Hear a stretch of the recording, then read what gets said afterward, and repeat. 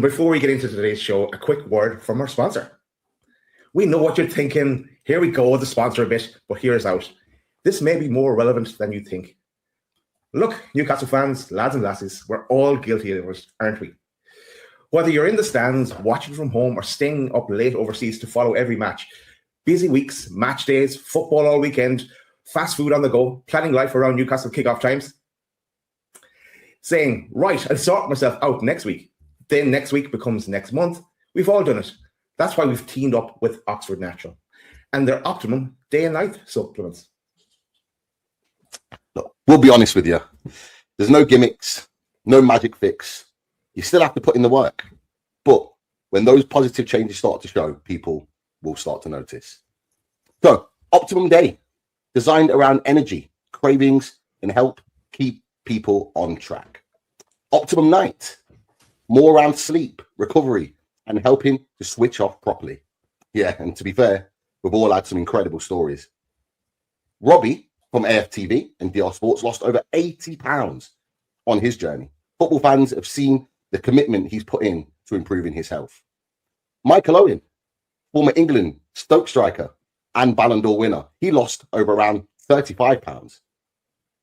Anita, a lawyer, lost 44 pounds after having a second child and wanting to feel healthier and more like herself again. And Linda, a legal executive, lost over 50 pounds after hitting 40 and decided to make health more of a priority in her life. So go to the link to see their full stories, and there are plenty more stories coming through too. So if lately you've been sat there thinking, right, I need to kick myself into gear and sort myself out a bit, this could be worth having a look at. You can find the QR codes on screen and the link in the show description. Use the code LOADED and this gets you 70% off your first order. Right then, enough from us, boys. Let's get talking Newcastle United. Away the lads. Lads.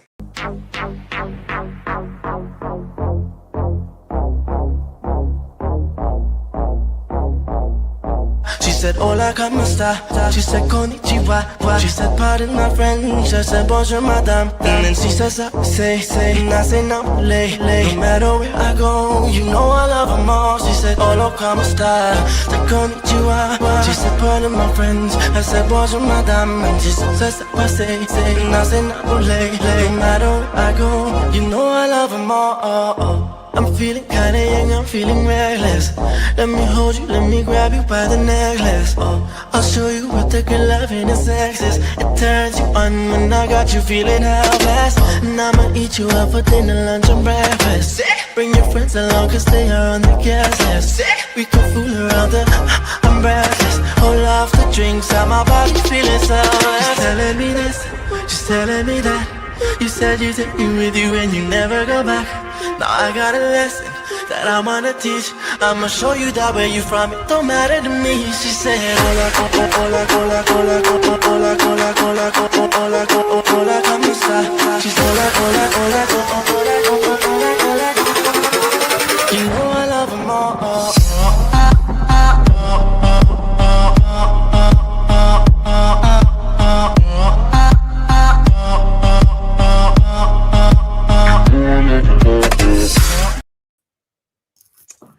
Good evening, everyone, and welcome back to Loaded Mag NUFC. Have you missed us? We've had a few days off. Not really much going on, but we've got a few things that we want to discuss tonight with you, the people, the viewers, and people in the chat. So we're here to discuss it all on the Fun Loaded Transfer Show.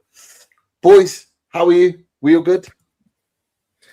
All good, Pete. I've seen loads of people streaming in, and make sure you smash that like button as you join. All good at me, Pete. We haven't done a live for a while, so looking forward to this. But I just 30 minutes ago, I was on the training pitch, training my under nines, straight into the shower, back on for this. So and after a busy day at work as well. So looking forward to it. Chris, how are you? Yeah, good, mate. Similar to you, busy day in work. I was in the office today, and annoyingly, I've left a vital piece of equipment. So anyone who normally sees me typing away or pulling up conversations, I can't at the moment. So a little bit frustrating with that. Don't know what I'm going to do tomorrow, but we'll see. My one, Chris. There you go. I know. Oh, mate, look at it. Use that. Oh, Use that. Is it? There you go. Yeah, so yeah, I don't know quite what I'm going to do tomorrow, but I'll have to work something out. But yeah, other than that, boys, a really good day. Yeah, productive day. And boys, I'll be honest. I've been enjoying some of the interactions on X in the last 24 hours, and mine's being lost. And obviously disappointing that England couldn't secure all 3 points yesterday, but there was a particular performance which I put a little smile on my face a little bit, because I noticed that some Spanish friends of ours have started to have a few concerns, almost similar to what we've been talking about for the majority of the season. But hey, none of our business, as the frog emoji says. None of our business. But yeah, I am good. Pete, how are you, mate? Oh, actually, one more thing I will say. I was only talking to Lisa before, going, when did we last do a live show? Can anyone remember? Because I said it must be about a week. Is it about a week? It's deja vu. That when Victor Munoz story. Right. Yeah, that okay. evening. Oh well, that's long gone. That's long gone. We've got over that now, haven't we? We've got over that. Yeah, we've brought in about 5 or 6 players since then. Well, we wish. Hey, how are you, Pete?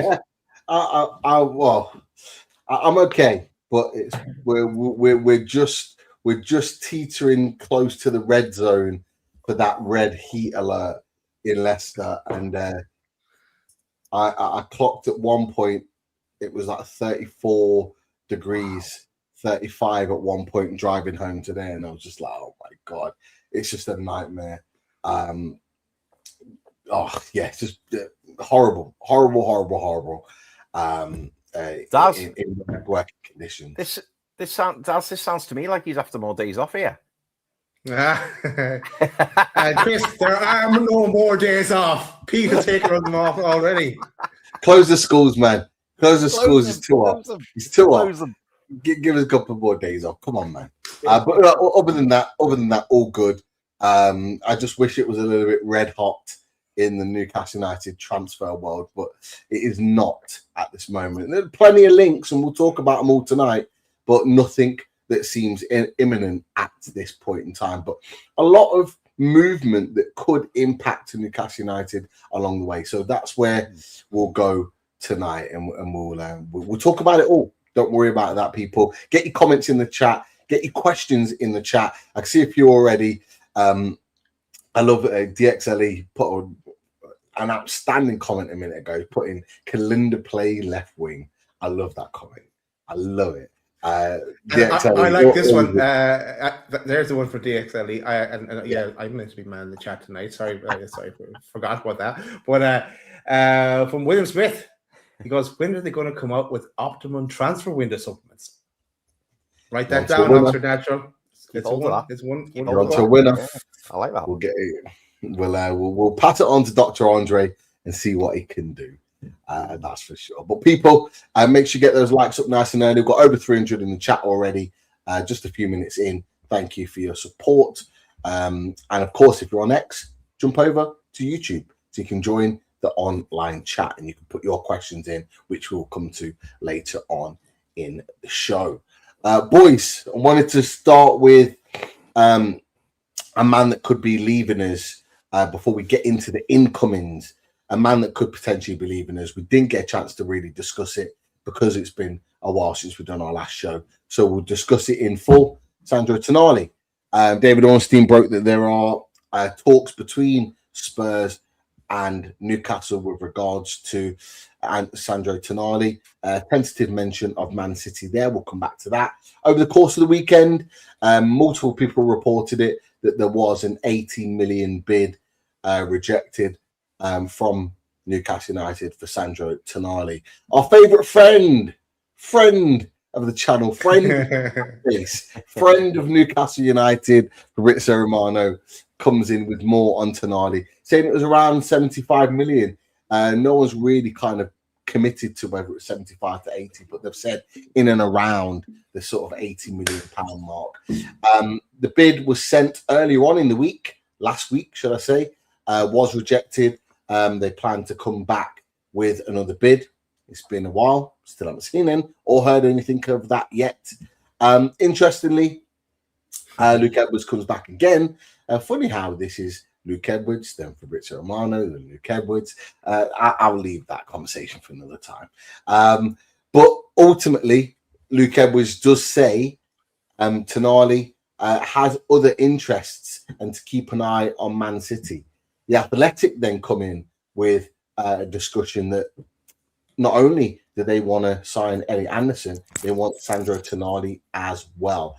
And Lee Ryder reports that Sandro Tonali could, at Tottenham Hotspur, pick up a huge double your money, £275,000 a week if the deal goes through. Boys, Sandro Tonali, before we spoke, since we last spoke, the bid has gone in. So Tottenham have shown their intention, got rejected straight out. Reports of around 100 million could get that deal done. Are you thinking that this is a done deal? Do you think that this will be the next deal done? Because I know we talked about that on our last show. Are you now still of the mindset that this will be the next deal? Or are you thinking that a player will come in beforehand? I'm interested to know your thoughts on that. But Daz, where are you at with the Sandro Tonali situation? Saga now, Pete. It's dragging on as they tend to do. But the last day we said we can't sell Tonali before we bring in another player first, just to settle things.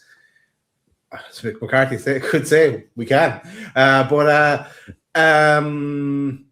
I still think he's going to go. Yeah, the writing seems to be on the wall that his agents are looking around. It's just we get the correct price valuation for him. It seems to be. I would be very, very surprised if he ends up at Spurs. I would be more surprised if Man City or an Arsenal, something like that. And probably has his eyes set on Arsenal, or because the bright lights of London or whatever, for his family, let's say. It's. Do I think? I still think we're going to bring in someone first, and I think the reason it might be good that everything's gone quiet. Maybe they're going to do things in the background. They have to be. There's something wrong if they're not doing things in the background. On multiple deals or checking on multiple players that were on the list, let's say. I think an incoming before an outgoing is next on the cards for Newcastle. Chris, I've got a slightly different question for you on this. Obviously, it's quite evident now that Sandro Tonali is looking for a route out of Newcastle United. Obviously, showing his willingness to go to Tottenham Hotspur, who finished 17th twice, who in the last 4 seasons have had worse. I think we've had 3 better seasons than them out of the last 4. But yet he wants to go to Tottenham Hotspur. If this deal doesn't go through and somehow he manages to stay at Newcastle United, do you think the fans will feel the same about Sandro Tonali, knowing that he's done that? I think it'll be forgotten about. And the reason I say that is because he hasn't gone to Alexander Isak extremes yet. Will he? Could he? Wouldn't rule it out. Because the unfortunate thing is with Alexander Isak, obviously he took extreme measures, but ultimately got exactly what he wanted. And who knows if Sandro Tonali gets desperate, if his agent gets desperate, who knows? But ultimately, needs to show us the money. Sandro Tonali cannot be sold for less than 90 million, in my opinion. Just can't be. Given the current market state. I think we've spoken about it previously. Elliot Anderson. I read before Elliot Anderson could be leaving for a fee of up to 150 million. It's getting silly. Sandro Tonali it has to go for 100 million if that's the price. Could I see him going for 95 plus 5 or 95 plus 10? Arguably 90 plus 10. I could see it. Just to get the deal over the line. Funnily enough, what Daz said then made me kind of think. I wonder if the reason everything's gone so quiet is because Newcastle. We've heard, haven't we, various respected journalists like the Geordie journalists have come out and said it would be a catastrophe if Newcastle were to let Sandro Tonali go without having an incoming. And you just wonder whether maybe we've heard loads of rumours that agreements have been made in the background, deals have been done allegedly. You know, are we waiting to kind of get our transfer in before Sandro Tonali is officially announced as leaving?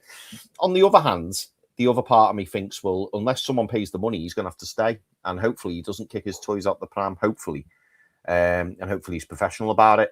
But we will see. But yeah, in terms of the fan base, I think if you were to ask me as of today, the 24th of June, if Sandro Tonali or somebody came out tomorrow and said Sandro Tonali is going to stay another season at Newcastle, I think all would be forgiven, all would be forgotten. Because let's not forget, those words haven't come out of Sandro Tonali's mouth. We're not stupid as a fan base. We know that this is agent driven, and you know, Sandro Tonali, all he'd have to do is pick up the phone and tell his agent to stop spouting nonsense. Yeah. But clearly he hasn't done that. But the words have yet to leave his mouth. You know, when he hasn't issued a statement saying how unfair everyone's been towards him and broken promises, etc., etc. We haven't had that yet. If that happens, yeah, could get a bit nasty, could get a bit tricky for him if he doesn't get his move. But I have a feeling that we'll probably get some news on that in the coming week. Not because I know anything, just a feeling I've got. I just wonder whether we're just trying to secure a deal. It gets announced, and then all of a sudden he's gone. What about you, Pete? I think he's gone. I don't think he'll be coming back. I don't think it'll be a case where he will stay at Newcastle. That no one pays the money to get the deal done. I think Newcastle will absolutely green light this at some point. Even if it's slightly under 100 million, I still think they'll green light it to whoever pays the money. And obviously, Luke Edwards and others have talked about the fact that Man City is still there lurking and is still interested. I think all it will take is for them to pull the trigger on a particular fee, and I think it will get Newcastle moving in terms of getting this deal done. The one thing I'm not convinced of, lads, is whether a player comes in, and what I mean by that is his replacement, not necessarily a player. A player could still come in before Sandro Tonali, but I'm not convinced that a midfielder, centre midfielder, someone to directly replace him, comes in before Sandro leaves. They may line it up, but then Sandro leaves and then they execute it afterwards. I don't know why, I just have a feeling that might be the case. I think with the Munoz deal not going through, I think they probably turn their attentions to securing that alternative at this moment in time. And we'll get onto that in just a second. But the way I feel right now is that Sandro Tonali is 100% gone. It's just a case of how much and who he goes to. Pre-season's ready in 2 or 3 weeks. I don't see him returning back to pre-season personally. I don't see it. I think he'll be out the door by then. And the fact that Tottenham put their bid in shows the first phase of this saga, as Daz quite rightly said, coming towards an end. I think it won't be long before another bid comes in, whether it's for Tottenham, whether it's for somebody else. And then I think once that second bid comes in, whoever it's from, I think it will snowball at that point. And I think things will start to speed up. But I'm disappointed, lads. I'm disappointed in him. I know we talked about it before, but it's been a week since we last spoke. I'm disappointed in him. I said it before, we backed him. And the fact that he's pushing and so desperate to get out the club, I think it's poor from him. But at the same time, lads, I only want players that want to play for this club. And there's no point keeping a player, a very good player, by the way, unhappy and desperate to get out. We don't want that again. And we don't want a drop-off in form. We can't afford it. You saw what happened. It was that November last season that did me, after that Champions League game where he came out and talked about that 10-year nonsense, that drop in form. And we all talked about it. We talked about it on our shows week in, week out. That drop in form was so drastic. We cannot afford for that to happen again. And so if it means him being sold and moving on, as good a player as he is, needs must, because we need players in that are fit, firing, and hungry to play for us. So I think that's kind of where I'm at. But just in addition to that, there's a couple of moving parts that could well be linked to this as well. And I'll just see if I Pete, just while you're looking for that, I just wanted to quickly answer Gumby, who's in the chat. Gumby, thanks so much for joining us, mate. Much appreciated. Gumby says, why is your fan base so rattled by this? And I think he's talking about Sandro. And then he goes on to say, it's the Brescia connection, just like the Bass connection with Munoz. To be honest, mate, I mean, we can only speak for ourselves as a channel. I wouldn't say we're rattled by it, but from our point of view, we just want it done. We just want the deal done because we want to move forward. And I suppose you could argue that people have been a little bit disappointed or a little bit angry with Sandro Tonali, given how he started his Newcastle United career, as I'm sure you'll know. He was out for the year and Newcastle backed him. And yes, we've not been great. And I think it's just a bit disappointing, as Pete mentions, that, he looks to want to go to London. And obviously the links with Tottenham. And yes, there's huge wages on offer, granted. But, 2 17th place finishes.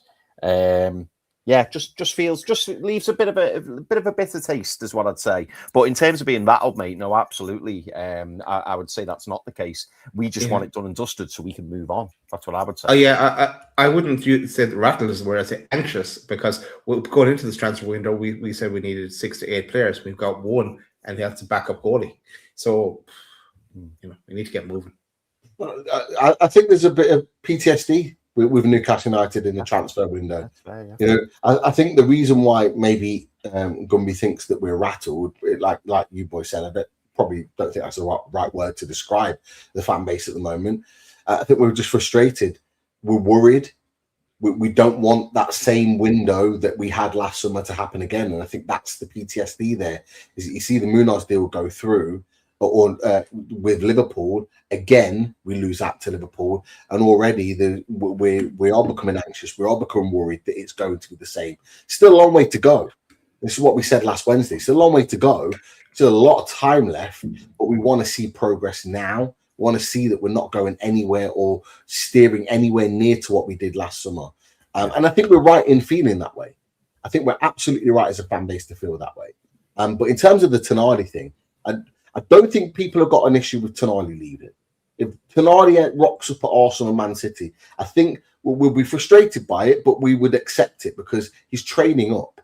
He's going up to a better club, a club that's likely to win trophy season on season, guaranteed Champions League. We can understand it. But I think the issue is the fact that if he goes to Spurs. Now, Spurs, as I said last week, there's no reason why we go into this season as just as good a chance as finishing as high as Spurs have finishing above us. 17th 2 seasons in a row. They haven't had a good run of form. Their squad looks a mess. So the fact that he's clambering to get there, I think, just leaves a little bit of a sour taste in the fan base mouth. That's fair to say. And I think we're right to feel like that. It's not Isak, Daz, you're absolutely right. What you mentioned earlier, it's not Isak, but again, it's still not like amicable. Like at least Gordon's was. Like he went with our kind of best wishes, bye-bye, see you later. And he did it the right way. I just don't like, and I've not liked it from February time. I don't like how his agent is going about it. And for me, this is not just on his agent. He's instructing this, and that's why there's a kind of a sour taste. That's just how I'm feeling right now. Yeah. But it is what it is. One deal that could maybe unlock everything at Spurs is potentially this one. And we talked about it before. Lucas Bergwall has said that he wants to leave the club. Look, just a quick one on this, boys. But do you think Bergwall is a target for Newcastle United? No, I put something out afterwards as well. I saw it afterwards, Chris. You said the same in our chat. Exactly the same, right on the point in which it was released. Actually, I didn't see it till later, but you said the same about Newcastle, part of the deal. Let's see if it. But are we really at the table for Bergwall? And would you want him, Daz? For me, he's a great player. I wish we got him before he moved to Spurs. Remember, we were linked to him then as well. We talked about him. That was the time to get him. Now I think they'll look for too much money for him, or even if there was kind of I don't know if they do the kind of swap players as part of a deal nowadays. But it's his value is too high now, and he's kind of more of a luxury than what we need. I don't think he starts straight in, to tell you the truth. So he was more of a buy him before he came to Spurs, a development player for Newcastle, and kick on from there. But I would be delighted if he did rock up in Newcastle, but not exactly what we need now. We need Camera, Camarian, and we need someone else as well. But he's kind of going to be a bit part player. He's not necessarily a first team starter for us. Would you take him as part of a deal, Chris? Would you kind of subsidise Tonali's fee to maybe secure him as part of that deal?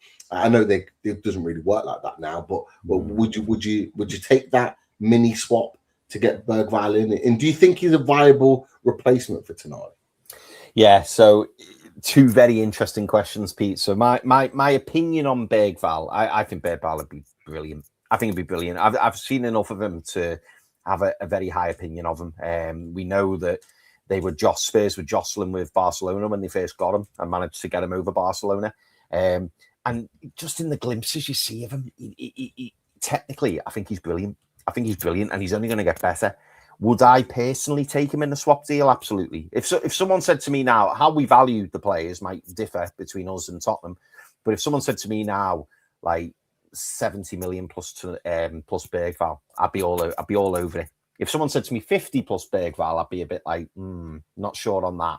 But yeah, I think he's a top talent, and I think he will go somewhere, play first team football regularly, and I think he'll smash it up. I think he'll absolutely smash it up. I think he's a great player. He'll probably end up going abroad.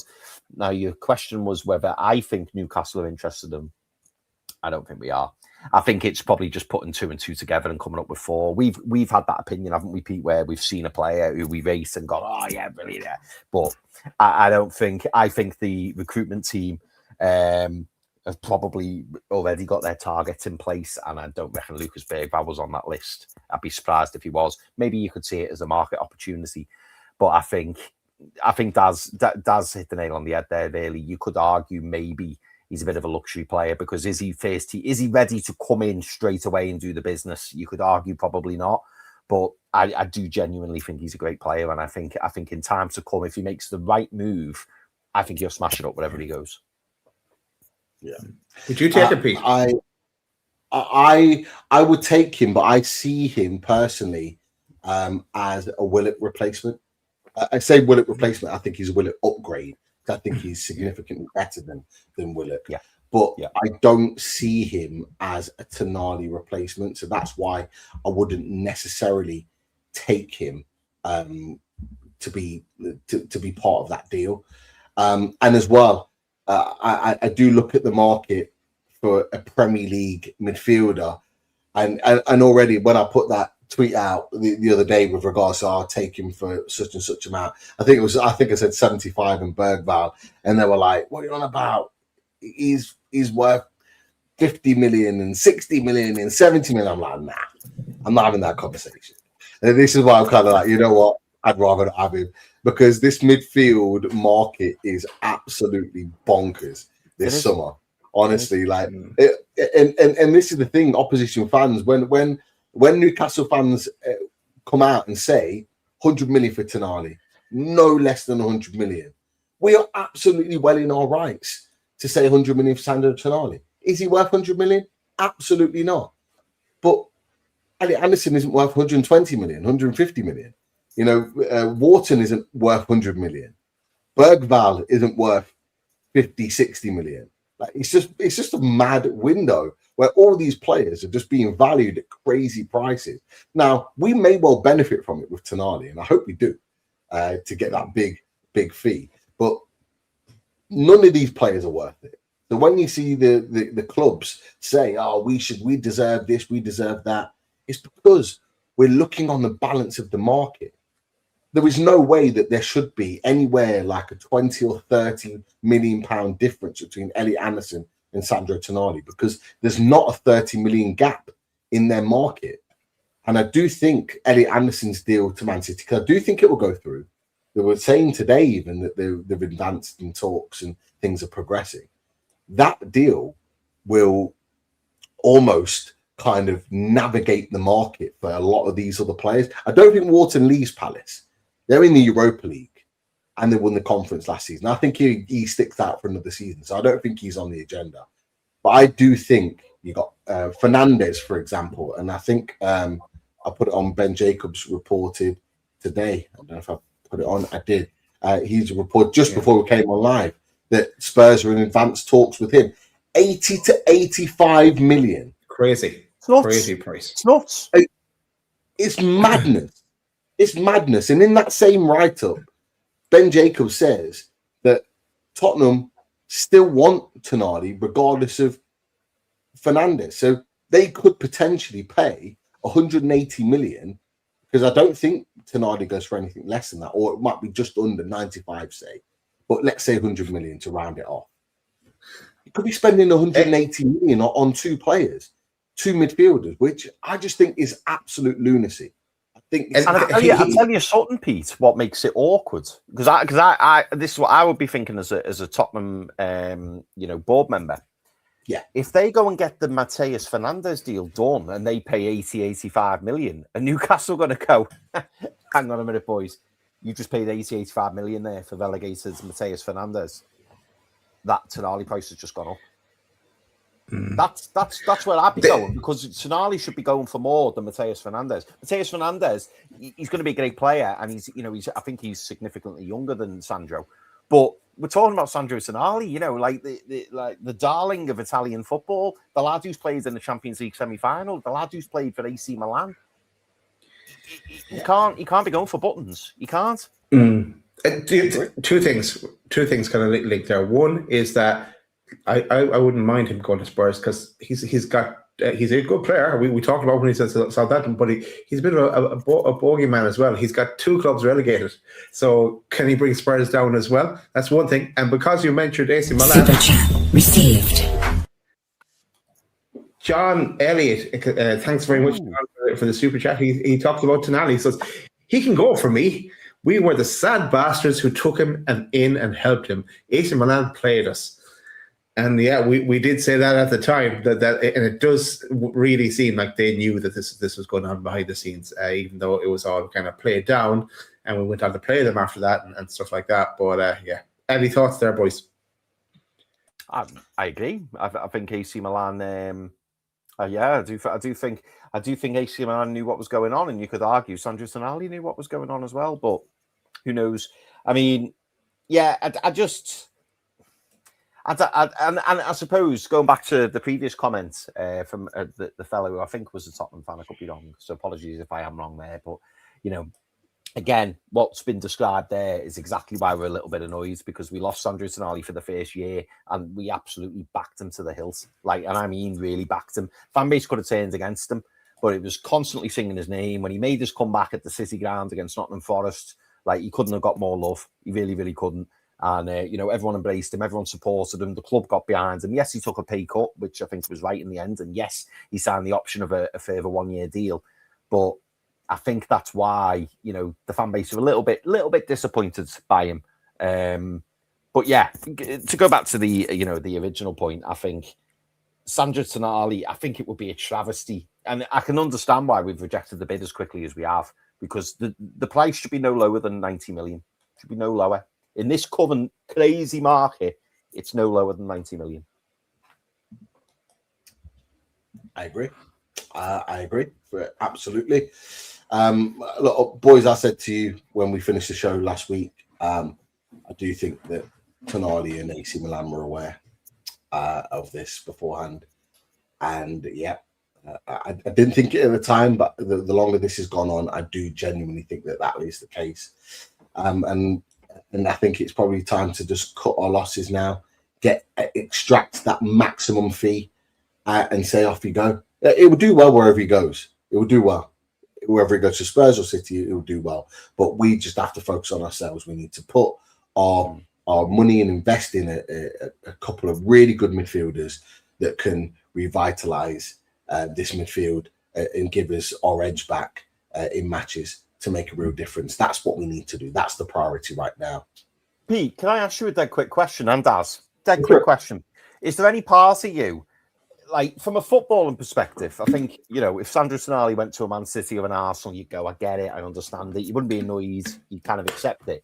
But then from a cynical point of view, would you half like him to go to Tottenham in the sense that he's gone for the wages, he's gone for London, obviously? Because I was thinking about this the other day, but he's not going to change Tottenham. Like he alone, and even if they sign Mateus Fernandes, and even if they get a couple more players in, Sandro Tonali in that Tottenham side needs absolute overhaul. And you could argue, you know, that I think everyone just thinks a magic wand's going to be waved this summer, and Tottenham are all of a sudden going to be a top 5 competing club. I just don't see it. So part of me does think, wouldn't it be quite funny if Sandro Tonali went to Tottenham and, you know, was going to be seen as this miracle, you know, this player who's, you know, going to come in and save the day and make them wonderful? Because certainly from the back end of last season, you know, when we were missing Bruno Guimaraes and Sandro Tonali had the opportunity to kind of step up and be that man, we didn't really see that. And I part of me kind of thinks, well, actually, go to Tottenham. Good luck with that. Because I don't think it's going to be as rosy as what you think. Do you boys feel like that, or would you like to see him get a move to like an Arsenal or a Man City? Well, does. Sorry, I was reading the comments. It's difficult to manage both. I don't what mind. was the question? I don't mind answering it. I think for me, look, you're right. I think Tottenham need a hell of a lot more than a couple of midfielders to make their team better. The amount of goals they were leaking last season, Martin Dubravka is not going to help that, by the way. And on top of that, they need strikers because their strikers are not good enough. So I'd be more than happy with them spending 180 to 200 million on 2 midfielders. I'd be more than happy for them to do that. You know, we saw a club go and spend 500 million last summer, and look what happened to them. They regressed. So I think there'd be most fans in the Premier League that would be watching Spurs very closely and preying on their downfall, not just Newcastle United fans if Tonali was in that team. But you're right, he doesn't make that difference. You look at his output for Newcastle, and it isn't great. Doesn't score a load of goals, doesn't really assist a load of goals. What he did was be basically the number 6 protector. He basically just did the mop-up job for Bruno Guimaraes because Bruno hasn't got the pace in his recovery. That's basically what he did.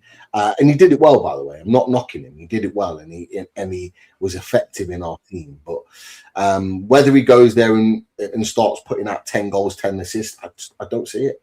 I don't see it. So this is why I'm saying good player, got loads of room to grow. If he does go to Spurs, fine. If he goes to City, I do think he does improve them.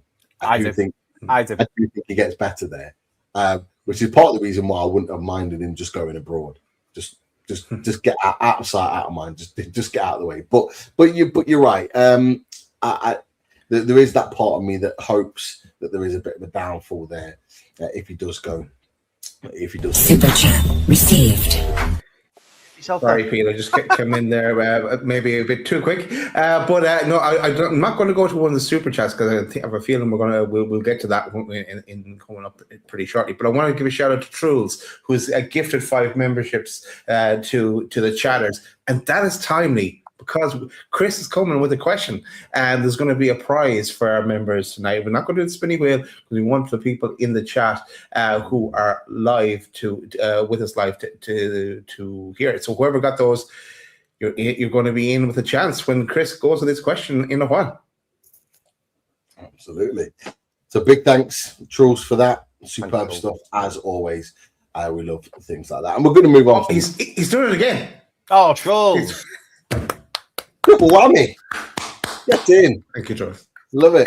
Legend. Love it, Truls. Double whammy. Superb stuff all around.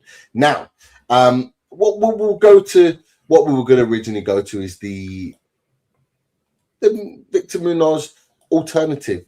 And I think there is a super chat in there that may spark this off. Ooh. So let's go to that now. Let's go for that. And that comes from, by the way, Chris 9. And he says, Nusa is waiting on a Newcastle approach, says Lee Ryder. Or how do you interpret that? Let's get to it, Pete. Absolutely, because Noosa is one that I've said to you boys. He hasn't really been massively linked, although Newcastle fans constantly talk about him. But finally, we've got some links with regards to that. As Noosa is waiting for Newcastle United's approach at a knockdown fee, as it says. There are rumours to be a £43 million value on Antonio Noosa's head. And Leipzig are looking to do a deal pretty early for him. Now, he was one that we talked about in our Wingers show. He has been the talk of a lot of Newcastle United fans this summer so far with regards to Antonio Noosa being the one priority that a lot of fans want in that left wing position. But as I said to you boys before, I might have said it off air, is that we just haven't had the links.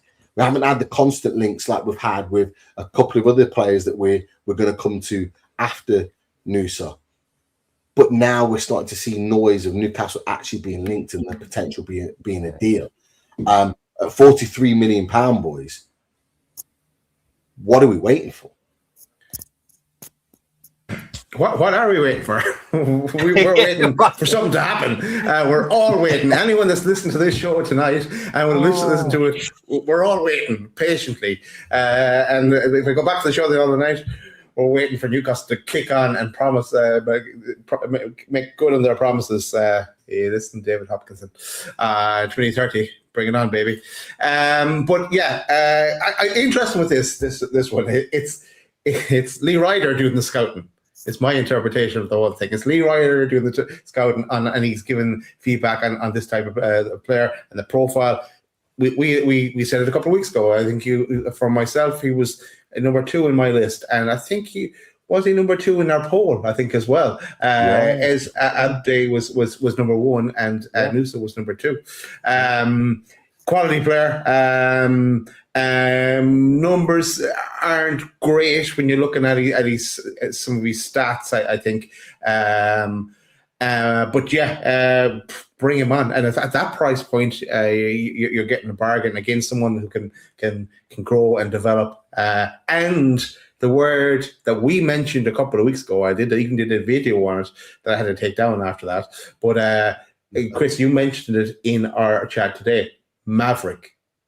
We need a Maverick back, and we like a Maverick in Newcastle. Yeah. So he would be at home at Newcastle. Absolutely. We do love a Maverick. What we're waiting for, Chris, should we be slapping that money down, not negotiating 5 million here, 3 million there? Should we just be going, you know what, let's not get stung again, bang. If you want 43 million, there it is. Let's get that deal done. Is that what we should be doing?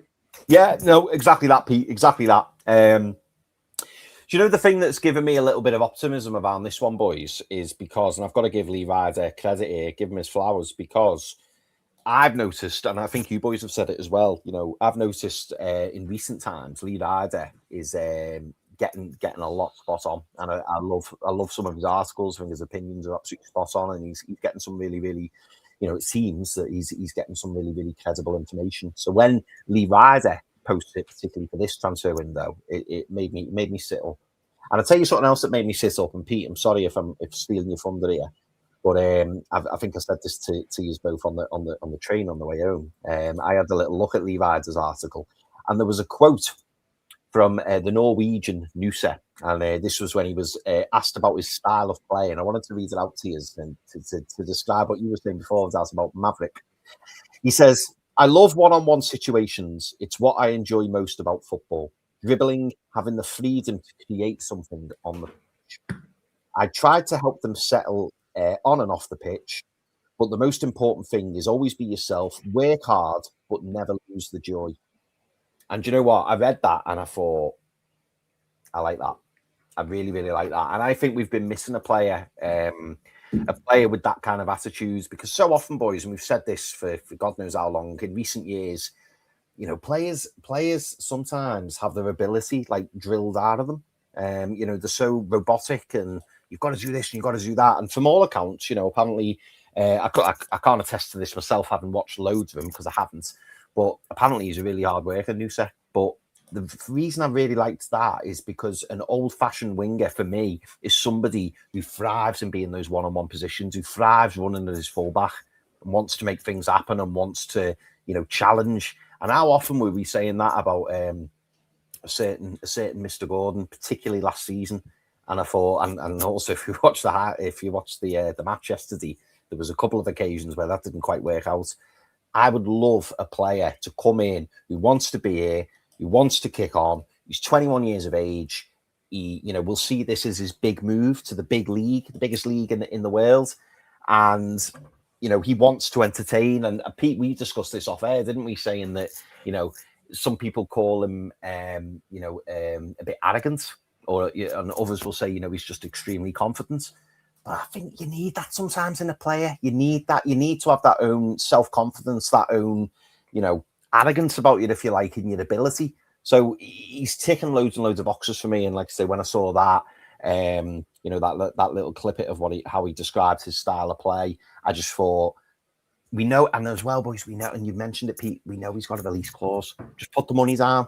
Put the money down. And the thing that encourages me most is the fact that Levi said he's waiting for us to come and get him. So is he? I know. Well, I hope. Well, Lee, I can't knock Lee this summer window. I really, really can't. But if Levi says we are, then I'm happy. Yeah, look, I'd be more than happy to get Antonio NUFC in. There's a few people in the chat saying, "Oh, Eddie Howe doesn't like Mavericks." Well, tough. He needs to start getting to know Mavericks because his athleticism and his runners aren't doing the business. Because Mavericks come with creativity, and creativity creates chances, and chances make goals. And we don't score enough of them. We don't create enough chances. Nope. So you need a Maverick in your team. One of the worst things we did is not necessarily sell Alan St-Maximin. It's not replace Alan St-Maximin with another creator, another Maverick to come into your team. You're telling me that Eddie Howe doesn't like Mavericks when Pep Guardiola is bringing in Ryan Cherky and he's making big differences in games. He's a Maverick and he can play for Man City. If a Maverick like him can play for Man City, a Maverick like Antonio NUFC can play for Newcastle United. And Eddie Howe needs to get to know with the program that Mavericks do make better quality. And you know what? And you touched on it, and it's something I wanted to talk about because I've been chatting to a number of people with regards to NUFC because I've watched his games for Norway. And he hasn't set the world alight in his performances. He's had some good moments, some really good moments, in fact. Two things that I've noticed is that Norway don't play down their left-hand side enough to get him on the ball. They don't play for him. Newcastle United would absolutely do that. But secondly, and Chris, you touched on it, but I noticed it in both games that I've watched. In fact, all three games. I watched a friendly game that he played in as well, is how hard he works back. He works back more than I thought he did and what I gave him credit for, because he does enough work to support his fullback and the amount of running that he puts in. So he's a Maverick and he can do those bits of magic and create those bits of opportunities, but he can also do the graft as well. For me, if I'm Eddie Howe and I'm watching him, that ticks a lot of boxes. And at 43 million, it's a no-brainer for me. Get him in as quickly as possible. Because if he does start, if Norway do start playing for him, and he does start getting on the ball, and he does start creating, and he starts getting those assists and maybe a goal, etc., you know that value is not staying at 43 million for long. And you know that we're not going to be the only team that are going to be looking for him. And so you want to be an opportunist in Newcastle United, Ross Wilson, Eddie Howe, get to talking, get that deal done, and get it done quickly, because we could be then made to rue another opportunity wasted at a fee that I think is more than reasonable for Antonio NUFC. What is he, 20, 21 years old? 21. Fits right in to the kind of the target market that we're looking at for signing players. He has everything. Would you class him as being fast? Because I feel the need for speed. The Maverick reference there. But would you class him as being a fast player? I think if you're asking me, is he rapid? Like, is he Elanga rapid? Is he Basamano Traore rapid? No. But is he quick with the ball? Yes. He's got quick feet, really, really good with the ball at his feet, can work tight spaces. He can ping a ball as well. There was a ball he played into Haaland in the last game, just like a 30-yard, just drifted little dink pass into him because Haaland wasn't in the game at all. And he just unlocked this moment where I think Haaland knocks it down and it creates a fantastic opportunity. And I'm just looking at that and I'm thinking, that's what you need, because the game was drifting. And all of a sudden he pops up with that, and all of a sudden, bang, a chance is created off the back of it. And he's got a nice mixture to his game. Of course, his numbers weren't great. I think, 5 goals, 4 assists, something like that. Yeah, this season. Someone else, I think someone in the chat, I think it might have been PDK, said he's a sick note. Well, he played 35 games last season. I don't think that's a sick note. I don't think that's too bad, really, in terms of his actual play. Previous 2 seasons, played 40 matches in both of those previous 2 seasons. He has had injuries, but they've not been massive injuries. And he's played 40 games the previous 2 seasons and 35 games this season. I don't think that's too bad for a young lad that's played a lot of football already at such a young age. So for me, makes sense. A good one here from PDK. He goes, if Fab can do it, so can Ryder. I like that.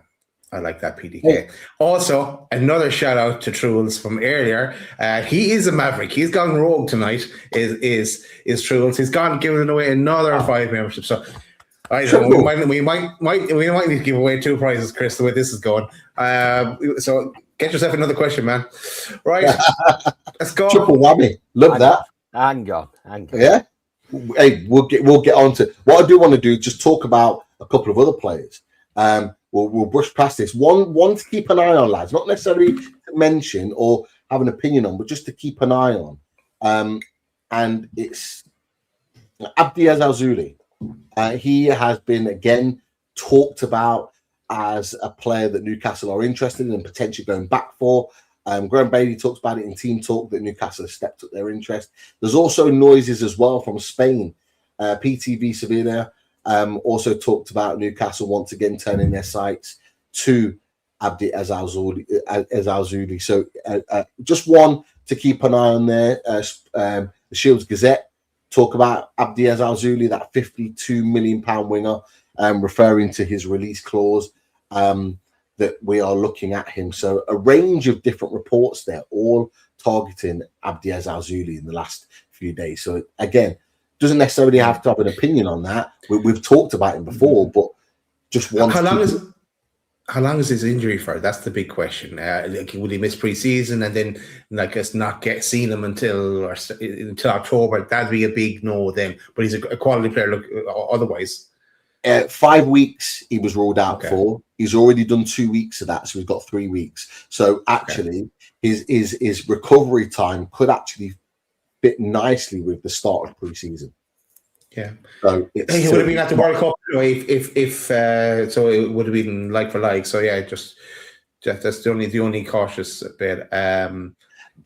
The other one, I know it gets linked as well. I keep bringing. If you mention them, I'm going to mention my boy, Matheus Fernandes Pardo. He hasn't got many minutes though at the World Cup. He's coming on at the end of games, and I know Belgium are chasing a goal, but he's only getting like 5 minutes to play, so you can't really judge him on that. I suppose we'll see. It is. Just to add in what you're saying, Daz, I think you made a really good point there, and I agree with you. Coming on for 5 minutes, 10 minutes towards the end of the game isn't a way to judge a player. But I have to say, on top of that, Belgium look rubbish. They look rubbish, and it almost looks like they're just throwing him on there and saying, "Just do something." And you can't do that. You've got to create a structure for such a young player to be able to produce his best football. So I don't hold any of these performances against him, because I think it's more about the country and the team as a whole as the player. And actually, lads, look, we'll talk about it in just a second, like, because Craig Hope did say Mateus Fernandes-Pardo is one that they're looking at. He does mention he does have a feeling they'll go elsewhere.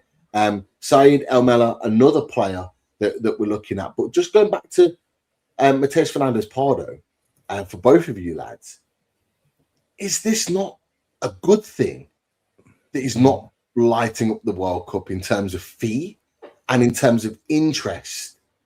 Could this not be the platform for Newcastle to be able to use that as an advantage to get a deal done, and then we see the best of him next season? I don't know. That was just my thought based on what Daz said. I don't know what you boys think.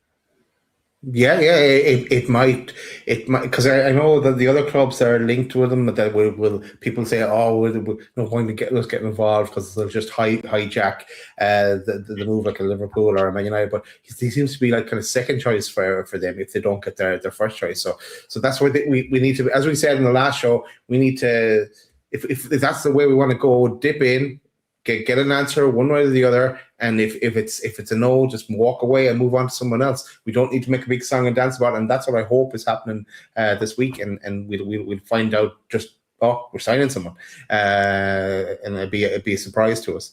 But what about you, Chris? Yeah, no, same. I hope we have plenty of plates spinning. And to answer the question about Fernandes-Pardo, I think similar to what you mentioned, Pete, about NUFC.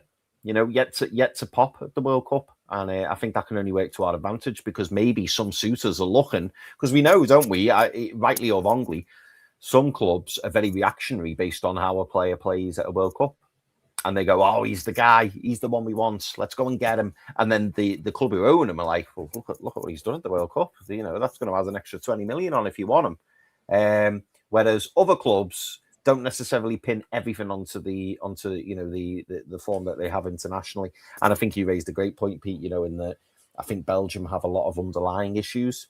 So the fact that Mateus Fernandes-Pardo isn't perhaps hitting the heights with Belgium, I don't think that does us any harm if he's a player that we're certainly interested in, because, you know, his club will be looking at it and going, you know, can we demand that 70 million fee? Because people will be coming to the table and going, well, based on what we're looking at, I don't think that fee is very realistic. So yeah, it could work to our advantage. Fingers crossed. I'm gonna go rogue myself, lads, because I'm gonna go to a player. We've just talked about Said El-Mela. I'm not going to come to him. I'm going to come to this man. Chris, you put it in our chat before, and the Chronicle have touched on it. Newcastle have been offered Kareem Aljabedjikov, if I'm pronouncing that right. Aljabedjikov. I think it's like, isn't it like the old Begovic? Yeah, like the old goalie. Yeah, Kareem Aljabedjikov. And the reason why I'm bringing him up is because I've just seen an absolute worldie that he's just scored for Bosnia against Quinta. An absolute worldie. So, guys, go check that out after the show, of course. But absolute worldie of a goal. Probably arguably up there as goal of the tournament. Now, I don't know too much about this lad. I know he's a young lad with a lot of potential. But again, like Ezal Zudi, one to keep an eye on to see how his transfer fee materializes now that he's just scored that worldie, and also how he continues to develop with Bosnia over the course of the World Cup. So any thoughts on that, boys, before we move on? I've just switched that just because I've just seen that goal fly into the net. I've not watched them really. To say the truth, or watched any clips of them. But yeah, if he's one for the future, why not? But if he ticks the boxes for our recruitment team. Yeah, I'm in a similar boat to Daz. I'm just going to flash up what Foxy's put there. Alabegovic officially joins Leverkusen this time next week. But is it one of these deals? Foxy, where they quickly turn him over? Maybe they sign him for a nominal fee and then, you know, want 30, 40 million. Maybe that's why they're offering him. You know, Leverkusen maybe want to make it turn a few quid in on him. Who knows? But yeah, I can't profess to know anything about him. I am going to watch the goal, Pete. I am going to watch the goal when I come off the show. But yeah, certainly people are getting excited about him. and he looks an interesting prospect. And yeah, I posted it in our chat because I noticed, I forget who posted it. It might have been one of the Geordie journos, I don't know, but the name just appeared from somewhere, and I was like, oh, this guy's new. I've not seen his name linked, so maybe one to keep an eye on. But going back to what we've just said about Mateus Fernandez-Pardo, maybe not helpful that he's just scored an absolute banger, because Leverkusen will be like, here we go. Yeah. Or they might turn around and go, actually, we're going to keep him with us. We were going to move him on. Well, I think we'll maybe keep with us and let him develop. But he's the youngest. He's the youngest. He becomes the Bosnia's all-time youngest World Cup goal scorer, says Lee Ryder, not the other fella. We'll Lee Ryder in cooperation with Luke Edwards, I think. Yeah, that's it. Yeah. So, Alex Bregovic, definitely want to keep an eye on. Scored at Worldy. Let's see if anything comes of that. It could be a loose link. It could mean something. Who knows? I want to go back to Syed Almala. Like, I have to say, boys, obviously we're linked with him, and Mail Sports, Simon Jones says Newcastle have added him to the list of players that they're tracking. Now, obviously, Newcastle fans get annoyed with this monitoring, tracking, that interested in, and all these different words that are coming out that are just kind of journalistic words to throw into an article to make it seem like we're attracted to this player more than what we actually are. But it could well be that Newcastle are asking the question again. I've still got this issue with his brother. I have an issue with it. You boys might not, which is why I'm coming to you. But for me, this is still an issue. Talented player, no doubt about it. But I just have a feeling that it might not be for the right reasons that he comes to Newcastle United. And that's an issue for me. But boys, what do you think? I have an issue with his mother, because his mother is his representative, and it's the mother that's pushing the signing of the brother. So get it sorted out, man. It's going to turn people off, and Brentford were willing to go down that route with him. Were they going to bring the brother in as well, or I think they were, and then he kind of turned his nose up at Brentford. He's fancied. I don't know. There's something about this guy that's a bit off. It's kind of like, that the no dickhead policy. I'd be wary on that front. But I did bring it. I mentioned him back in January to Martin from the Man City channel. Mancunian Way, because they were linked another time. I was asking, did he know anything about it? Because he looked quality. He's a class player. It's just that little bit of thing puts a bit of doubt in my mind about him. Just while you're there, big shout out to Martin. People that don't follow him might not be aware, but he lost his dad the other day. Long battle with Alzheimer's, and I know that he's been on when Martin's been on our channel. There's been some nights that he was up for joining us and then couldn't because he was at the hospital looking after his dad, etc., etc. But his dad passed away the other day, so I sent some sort of well wishes on from Loaded to Martin, which I appreciated. But yeah, just as you mentioned him, big up to Martin, and no doubt to be on the channel again very, very soon. But Chris, Said Almala, do you have the same alarm bells ringing in your head that me and even Daz, who mentioned him before, has started to get those alarm bells ringing as well? Yeah, it's a little bit of an issue, isn't it? I think, I remember just speaking about this and saying it's a little bit silly because, how far do you go? And, some people will say, well, just sign him for like $500,000, his brother, and he can play in the reserves or whatever. But then the problem is, if his brother, is Syed Almala then going to go, oh, I want my brother to play in the first team with me. Oh, I want my brother to be given a private jet. Oh, I want my brother to... And it just gets a little bit silly, doesn't it? I think Syed Almala is acting, like he's prime Ronaldo, who could maybe make those outlandish requests, and people will probably just go, yeah, that's fine. But I don't think he's really in that bargaining position to do so. So that could impact on his career, and maybe his mum needs to have a long, hard think about that, because it feels like she might be being unfair to one of her sons. That's maybe getting too far into it. I don't know. That's a good one. Rabiot's another one. Rabiot, he's playing for France. Like Rabiot should have had a significantly better career, a significantly higher level than he currently is. But his mum ruined it. And Lee's been on and talked about Rabiot's mum before previously when we were linked with Rabiot way back when. These mums as agents are ruining deals for their sons. What are you doing, mums? Come on. Yeah, the ladies. But also a shout out to all the great mums out there who bring their young boys to training and get them, bring them up. I know that's not where you're going at, people. I just want to cover all brackets there for you. We're not generalizing. Yeah, lovely, fantastic mums out there. Fantastic mums. Absolutely. A little shift, in the play. I'm moving us around, boys, just a little bit into different positions, just so we cover a lot of different bases tonight. Because it's been a while, lads. It's been a week, a little bit to cover. People have said, "Oh, nothing to talk about." There is. There are things to talk about. Nothing imminent, but things definitely to talk about that could be worth something at a later date. And this is one of them.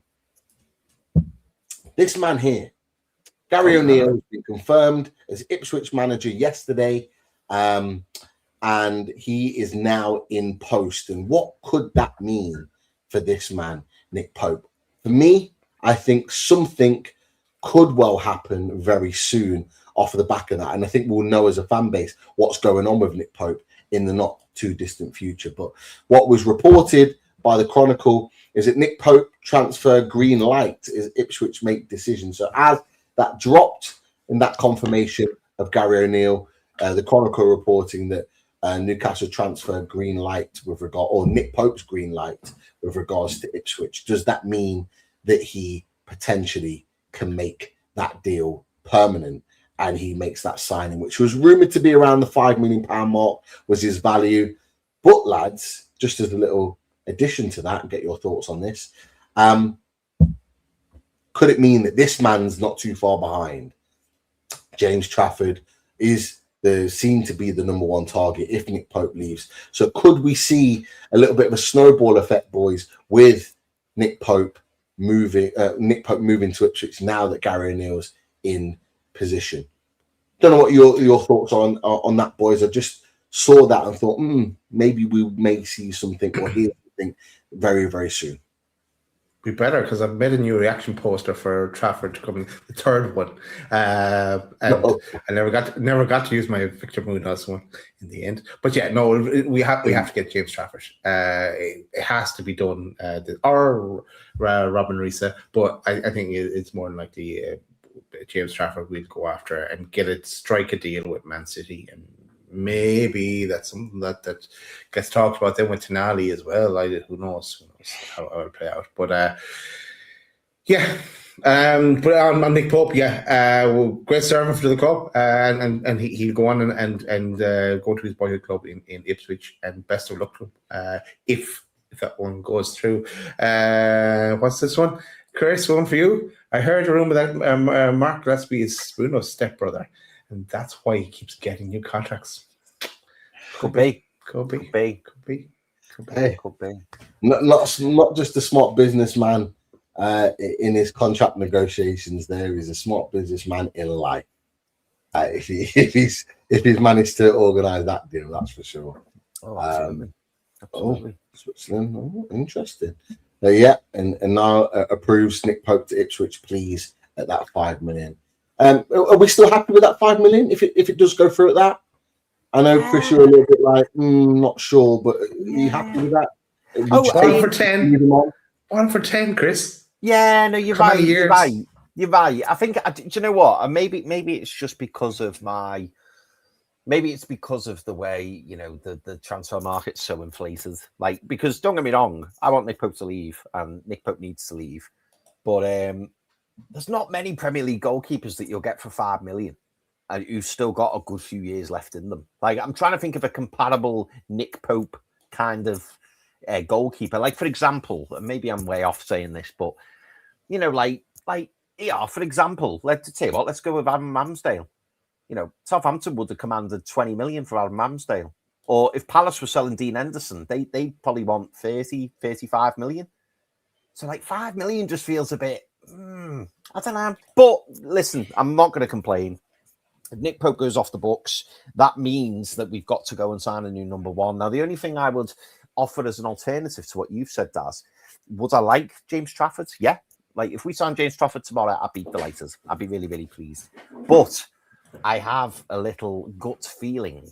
I have a gut feeling. Niall's also got a little gut feeling here as well, from the looks of things. I have a gut feeling that we could be looking elsewhere. I just feel like the Trafford deal is so expensive. It's getting to the point, 45 million. And it's like, ooh. And I just wonder whether, Newcastle have been having conversations in the background, your Chevalier, your Restes, your Robin Reese, one of those type, goalkeepers where it'll just come left field and we're like, ooh, well, that we didn't see that coming.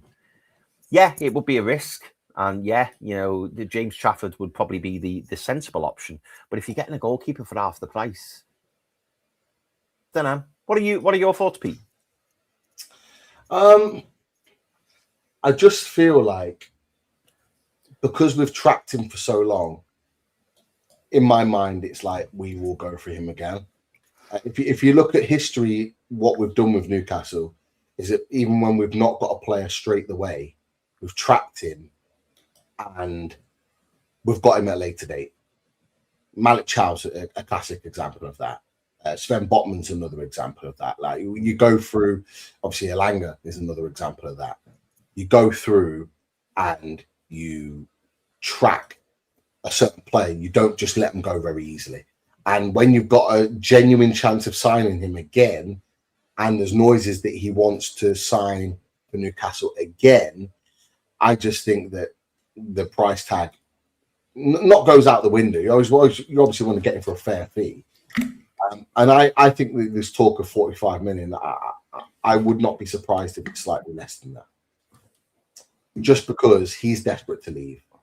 I think Man City will be comfortable in letting him leave. He's not really added to his value. It's not like he's been playing at this World Cup where he's been amazing. He's had good season in the Cups, but I don't think that then equates to 45 million. Now, obviously, Man City can charge what they want, but I think the fact that they might well turn around and go, you know what? You stayed with us when we signed you, and then we went and got Donnarumma. You stayed with us. Your attitude was great. You worked hard. Now you want to be number one. That's fair enough. We'll let you go and maybe negotiate down the fee. I think it'd be more around the 35 million pound mark. And if he sold for 35 million, I don't think that's a bad price to sign him. A 23-year-old goalkeeper, bags of potential. You've seen Pickford. If anyone's watching England games, Pickford looks a little bit iffy at the moment. He hasn't looked great. Trafford, for me, could well be the next. If Trafford has a full season, being number one, there's no doubt in my mind that Thomas Tuchel will have a big decision to make. Because if Trafford gets regular football and plays as well as we know he can, I think he's in the running for that number one spot. You could argue as well, Pete, couldn't you, that if Newcastle did try to negotiate a bit of a fee for James Trafford, even if we said 30 million, but then there's 10 million in add-ons when he gets 10 England caps or something, because let's be honest, we know it's going to happen. City know it's going to happen, but that could be 2 years down the line, and Newcastle might look at it and go, sounds, well, he's number one now. We've got to give them that 10 million that we said we would, but at least it delays it a little bit. Do you know what I mean? 35 plus 5. Done. 35 plus 5. Yeah. That would be the sensible move. Just because we are in a position where we can say, right, if we get Champions League football, there's your extra 5 million. And that 5 million will be easy money earned in the Champions League, for example, just because of the money that it generates. And Man City then getting their 40 million. Pete, just to pop in, Daz, you've thought the same as me. What are your thoughts on that? Obviously, it would have to be structured in a particular way, But Jimmy Watt says, Man City want Tonali. We want Trafford. I think City are keeping to that price tag. So Trafford plus 55 or 60 for Tonali. Two separate deals, of course, but yeah, it's not going to be kind of a swap deal kind of a thing, but yeah, it would make sense if that's what both it's a target for what we each want, yeah. So, but then the Arsenal getting involved with Tonali and then kind of drive the price up and stuff as well. Yeah. But, so we want to happen if that's the route we're going down with Tonali. Yeah, let's see. Definitely want to keep an eye on with regard to that. But that's just the goalkeeper situation. Let's see how that materializes. One to keep an eye on. I just want to come to midfielders really quickly. One player that doesn't look like he's coming to Newcastle United is this man.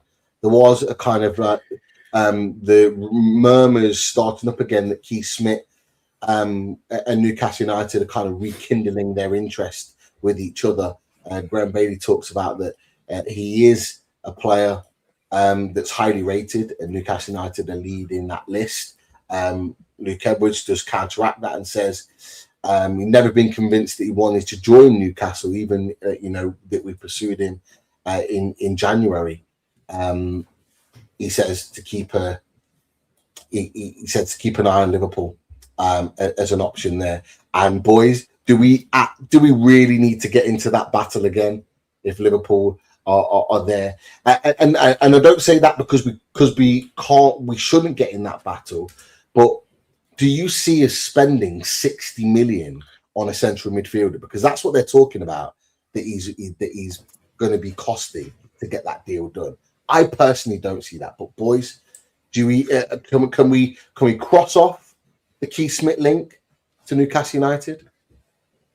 Probably, but we did say at the start of or even well before we started the transfer window shows, we said we weren't going to be shopping in that like 60 million higher kind of bracket. We said that the edge of our spending was going to be like Lamil El Kamara, and like the kind of 50 mark was our top of the range. We'd go for one player, because we needed to bring in at least 6 players, so we need to spread it around a bit.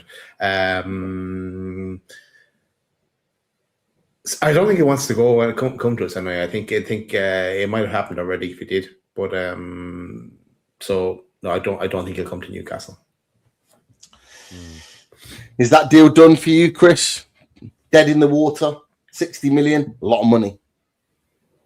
I wouldn't say it's deader than a dead thing from Deadlands. I wouldn't go that far. Shout out to Simon Jordan there. Yeah, I wouldn't say it's completely dead in the water, but I would file it as highly unlikely.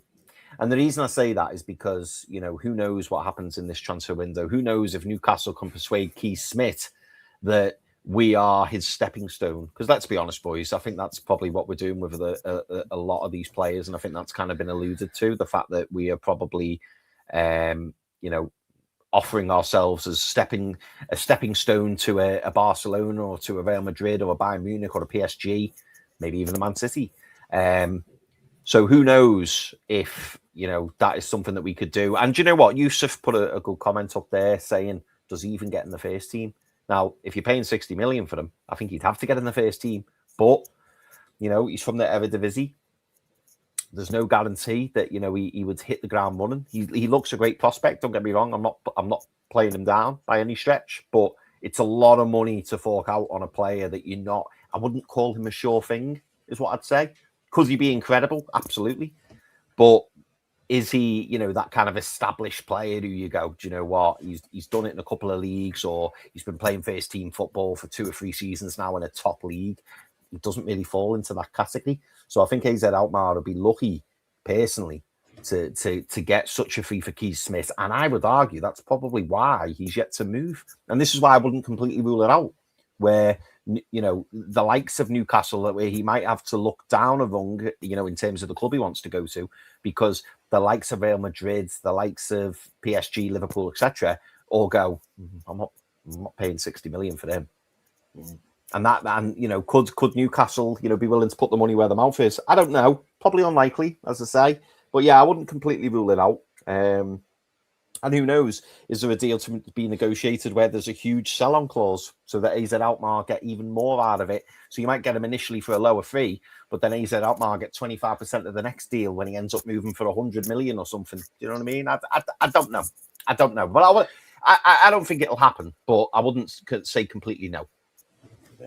You're talking about fees going up, Chris. Our numbers are going up. There's now 1,265 people, 66 watching across both YouTube and X. So make sure you smash that like button. Now come across on YouTube as well. Make sure you subscribe and smash that like button as well. Plenty more to come. Reaction shows hopefully coming soon for new signings. Absolutely. We've got a little bit more to discuss, probably about another maybe 10 minutes worth, and we've got a couple of draws to throw in there as well in that time. So we'll try and cram in as much as we possibly can.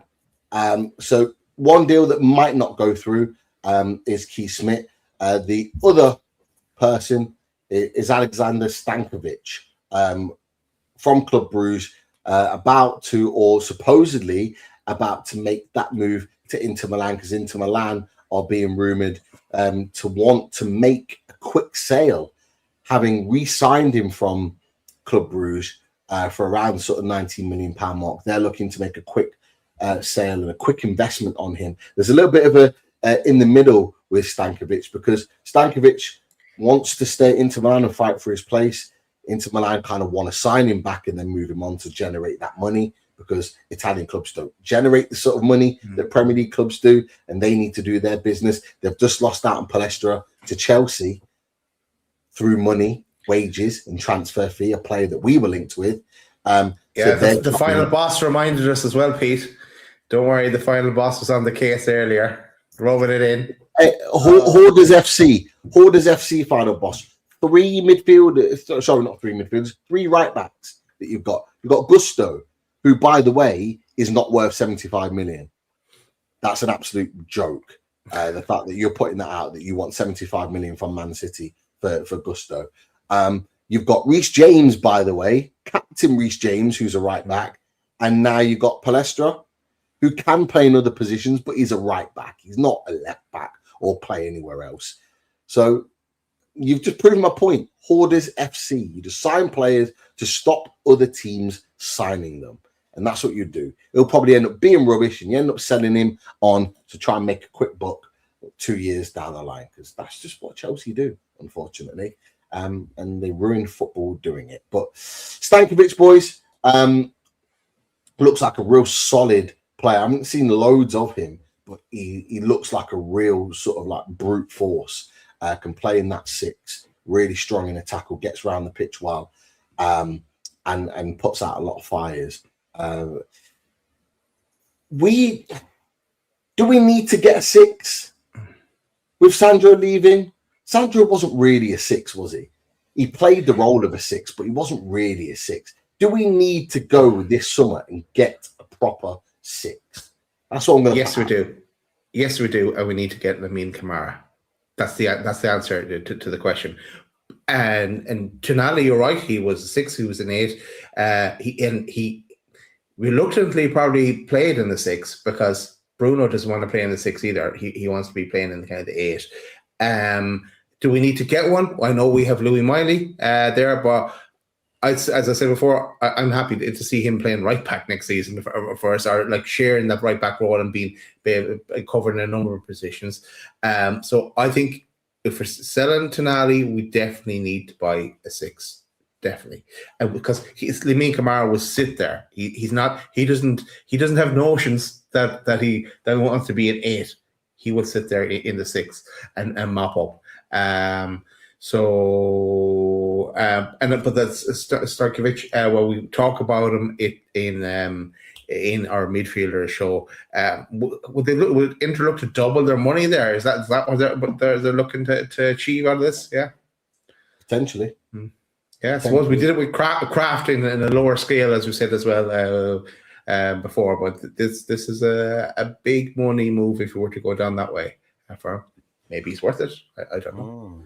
Still, I'd rather go Lamine Kamara for the 45 kind of figure. Be a better option for me. So Stankovic, Chris, is seen as a real sort of high potential talent as a number 6. Can play 8, but number 6 as well. Obviously had a good season at Club Brugge. Obviously, he's a little bit younger, a little bit more unknown than Lamine Kamara. Are you leaning towards the Lamine Kamara? It's someone that's played Champions League. Well, I think it's played Champions League football as well, but played in a higher division, Liga, played at a higher level, currently playing at the World Cup.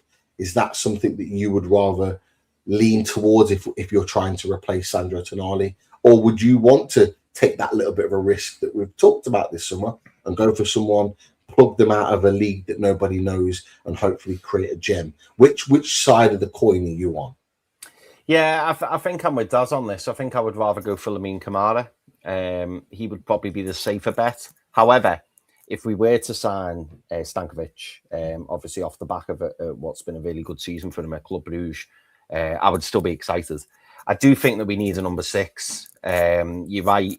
Sandro wasn't naturally a number 6. He was somebody who filled in the gap, and I think he was probably the best suited to fill in the gap, and did well for us. He did well for us. Let's not forget that.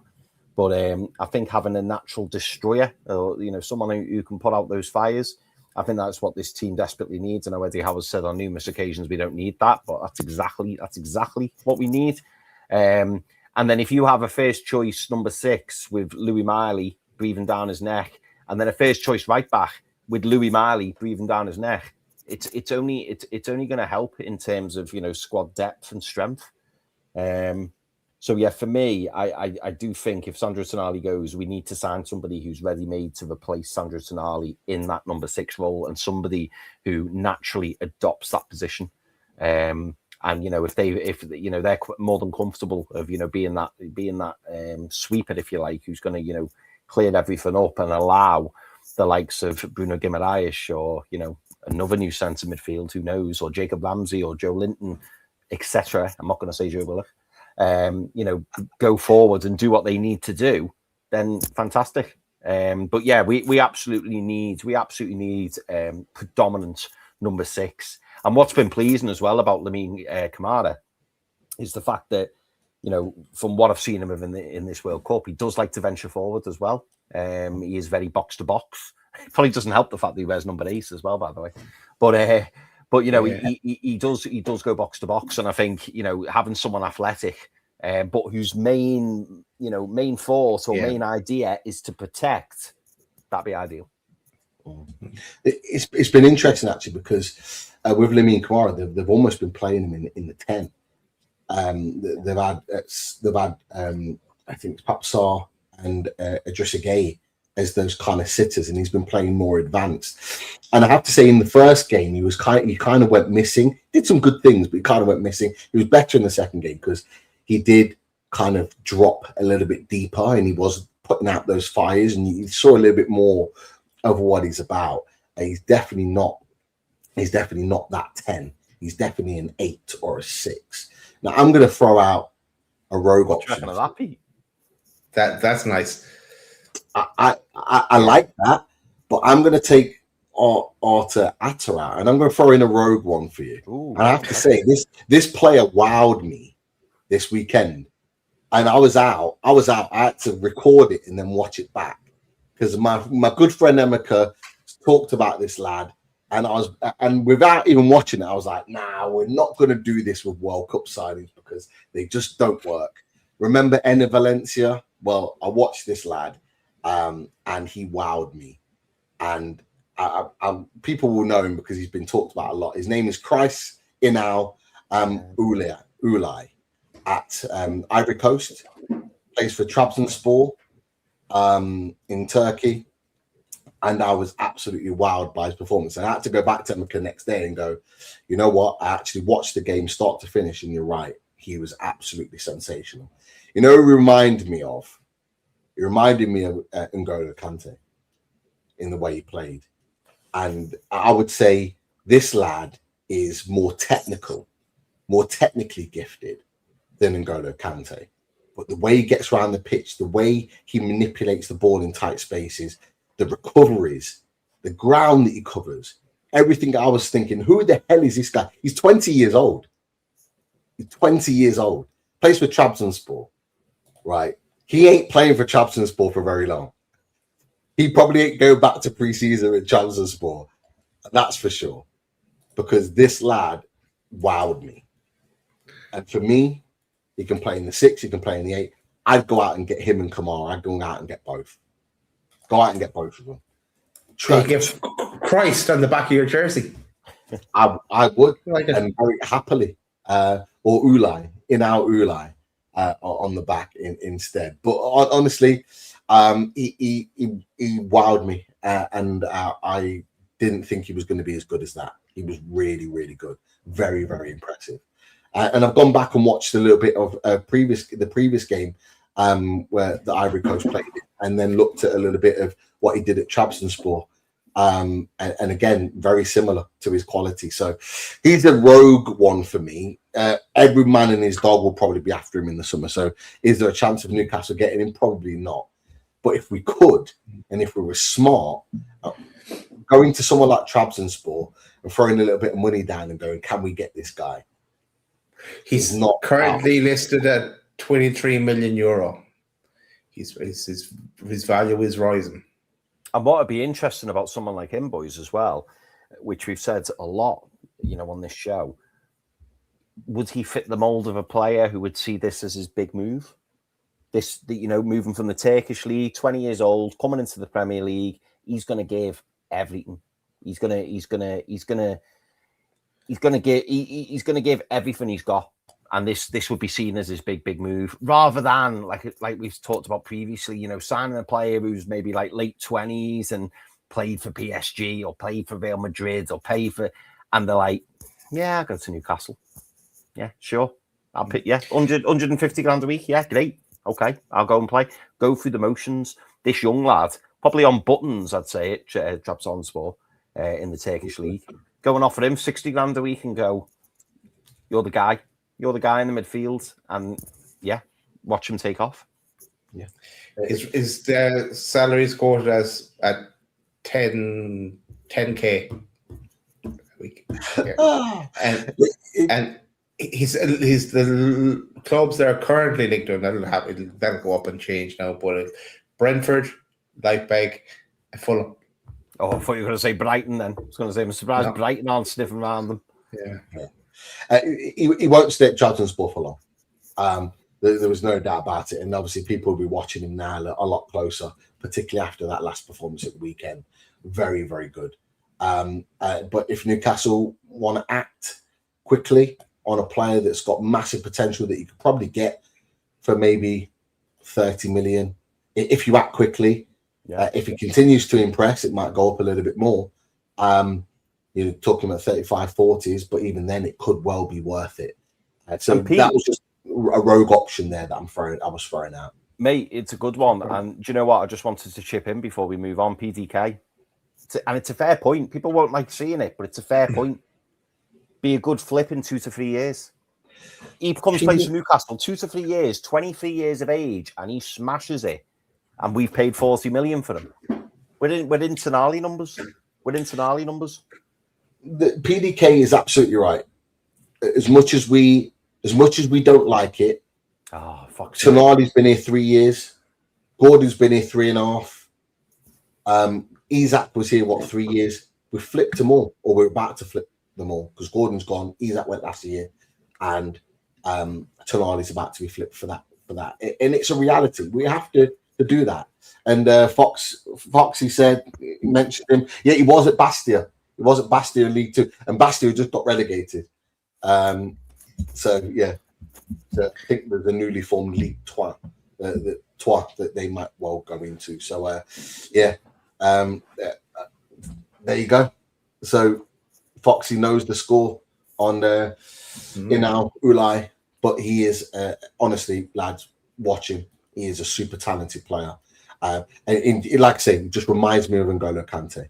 Nobody said that, but that was just me watching him play. Just reminding me of that. Now you know what happened with N'Golo Kante. Got signed from Ligue 1 to Leicester for pittance, 200, 300,000, and then became the player that he is. Could we potentially unearth a player like that and give him his platform in the Premier League, like Chris said?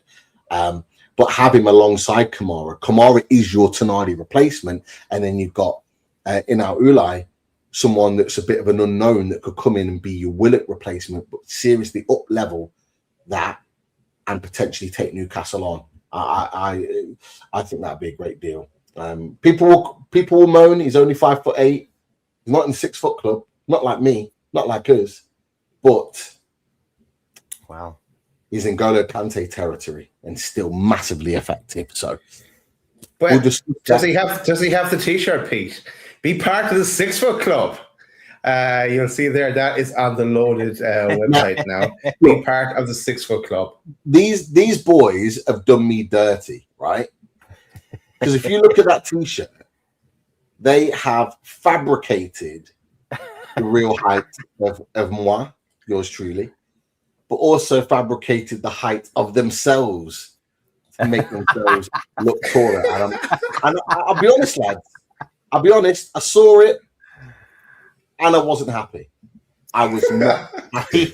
I asked you, could I put it up? And you said, yeah, go on.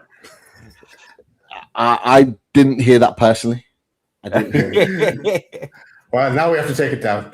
All right. Yeah, it's there. It's there. If anyone's interested in it, go to our merch store. You'll find the details below. I do want to say, though, that what they've done, they've made an adjustment to the original, because this was the original. Good saying.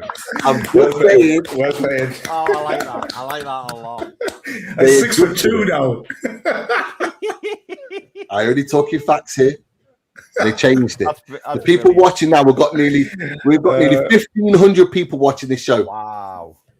Exactly, Niall. They fabricated it. The real one is here.